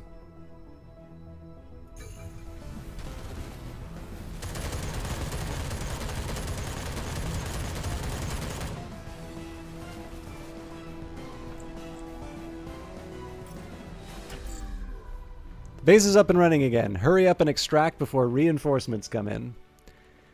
So that was fun. So I do need to apologize. So I think you've figured out, Lord Sepp, like I really take my time on the game like this. I don't think that's a bad thing. Like I do actually really enjoy the process of working out a perfect turn. And if you take a look at the way I've built my units, like they are very fragile. A lot of them, depending on the weapon that they're up against, will actually potentially be taken out in one hit. But yeah, so you know, I think if you watch other streamers play this, you might see them kind of go through missions a bit faster. But I'm hoping that at least gives you an idea about whether or not this game is for you. Obviously, you know, I think very highly of the dev, and I was given a copy of the game for free. So, like I said, I mean, it's the decent thing to do to advise people, you know, of that. So you know that I'm just a deeply compromised recommender. But I mean, I do have some VODs of this, both on my YouTube channel and here. So if you want to see my particular take on the game, you can definitely see some of the stuff I've done before. There is also a community in that Discord. If you need the Discord, I'm happy to paste it again. But hopefully this should give you an idea of whether or not it's your thing. And hello, Nearly Logical. I actually do need to apologize just because I'm wrapping up. I try to go for 3 hours. I did get a late start today, and I actually have an early day. I have an early start tomorrow at work, so I need to be a bit more strict about my bedtime, although I did want to do like a full stream tonight. So I am, however, going to do the scraps. So as usual, I try and take anything with a color. Lots of scrap. So unfortunately, we don't have that much left for replacements. Well, thank you, Nearly Logical. I appreciate it. I always feel bad, especially because, I mean, I'm still on Vancouver time, right? So I definitely know there are people who liked watching the stream, and all of a sudden I shifted it 3 hours on them. So I feel apologetic about it, but yeah, so we're going to confirm that just so I can explain a little bit. So when I was talking about like my wish list for the game is that I don't really have any way of comparing this to what I currently have equipped. So I'm just making a guess here that the Blackbird, which technically, actually, this is the first Blackbird part that I've ever gotten on this playthrough. I think it has like a higher heat dissipation. Well, sorry, it says it right here. Experimental armor with above average protection via shaped deflection surfaces, weak to modern targeting software in close combat. unknown if a full body set exists, as only partial designs have ever been cited. So one thing I will say, two things we haven't seen in this playthrough yet. Melee weapons, and I know the melee weapons have gotten a rework recently. And we haven't gotten the minigun or the big beam weapon. So hopefully we'll see those before we go after the capital. But anyways, so the way that the salvage works, you can see the budget breakdown here. So there was a base amount of 50, and then basically by taking out enemy units, you actually get a higher value for the scrap. However, there are varying costs. So if it's a destroyed or damaged piece, if it's an intact, it's 5 and 15, I think. And then if it's damaged, it costs 10 to scrap and 25 to claim. So there's still the basically the game doesn't let you take everything off the battlefield, but it still gives you an incentive to either concuss or otherwise eliminate the enemy without destroying their equipment. And then one of the mission types is actually to raid a convoy. So in that case, you'll try to go to special stashes and sort of stay in the area long enough to make that work. But again, that's something we can do in the future. So anyways, that wasn't as bad as what I thought. Next week I'm going to be at the local game dev meetup. So on the week after next, we'll be back for Phantom Brigade. We will finish triangulating the location for the radio tower. There is a battle site going on here, so it's an early battle. We might even try and take out the base first and then rescue the home guard. This has been reworked, incidentally, so for those of you who've seen earlier versions of the game, the home guard always has strength that's ticking down now, but by beating the invaders, you get to replenish the home guard forces. I'll be honest, I usually finish this before I'm ever worried about the home guard getting to 0, but it's kind of nice that you have the option of replenishing it. Thank you very much, Sylphea, and I appreciate you hanging out. But yeah, so plans for week after next. We'll probably take the base, the battle site. The base gives me 50 on the enemy strength, so the battle site will actually be enough to call the enemy boss, and then the boss will we'll get to show you what a boss fight looks like. And then from there, this is the last province before the capital, so I'm actually kind of tempted to just go charging into the capital so we can actually see what that fight looks like after all of the changes. So thank you everybody for hanging out. I'm gonna find somebody to host. And again, I do apologize. It sounds like we've got a couple people who are new this time, so I actually feel a little sad that I'm not going to be doing Phantom Brigade next Wednesday. But I will say that attending the local meetups, I'm not a developer myself. Well, that's technically not true. I have actually now helped on one game, but like I don't do this stuff. But the local meetup is not just a chance to support a bunch of people who I think are nice to hang out with and quite talented and interesting, but it is actually sometimes a place where I'll find some stuff to play on the stream. So for those of you that saw Eric's Into Ruins, or to be able to so I can show off some of Sean's stuff. These are always, you never know where your next favorite game is going to come from, and it does turn out that Ottawa actually has a fairly active and interesting game development scene. So on top of the fact that they're actually just very interesting and nice people to hang out with, it's fun. Actually, nearly logical, you might be interested to know one of the developers there has brought in progressively ancient hardware, and he has written his own sort of dialect of Fourth. Excuse me. And I can't remember if he's written his own, I don't know if he's written his own compiler for something yet, but he's definitely written the game in his own Fourth. And just keeps bringing back. I actually think he brought an Apple II in at some point, but it has been absolutely fascinating to watch him work with the preposterous memory constraints of old hardware. So that's a lot of fun. Also, we sort of compete with each other in Zachtronics games on Steam.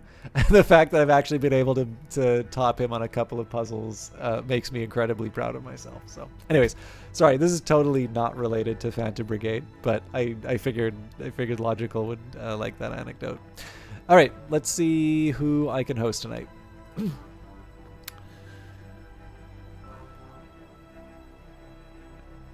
Oh,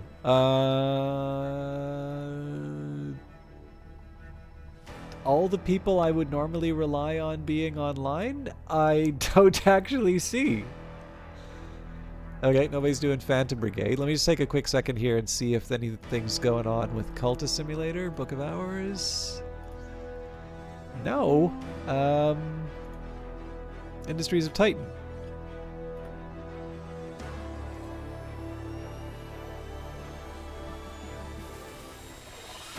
Oh, this is interesting. Okay, so it does look like somebody's actually streaming Industries of Titan, so I am going to raid them. So, your local guru. I don't know who this is, so as always, I always like to assume the best about other broadcasters, but you never know. You never know what you're getting into, but they do have a fair number of people watching them, which generally is a sign that they are not, somebody who is going to say deeply regrettable things as soon as you raid them. Industries of Titan was the other game that was made around the same time as Phantom Brigade by Brace Yourself Games. I actually think that it's quite an interesting city builder strategy hybrid, and it was neat to see the reviews start to get a little bit better. I think they've gone back down to mixed, but I'm hoping you actually have a good time with your local guru, just simply because I feel like that's a game that maybe deserves a second look from some other people. So it actually makes me very happy to be able to raid that. I'm probably not going to be hanging around for too long because I really do need to get to sleep. But thank you everybody for hanging out. Again, no stream on Wednesday of next week. I will be back Friday for Cyberpunk, Monday for Old World, the following Friday for the next Cyberpunk, and then the week following we're back to the regular schedule. Have a good one. Please enjoy your local guru and Industries of Titan. Take care.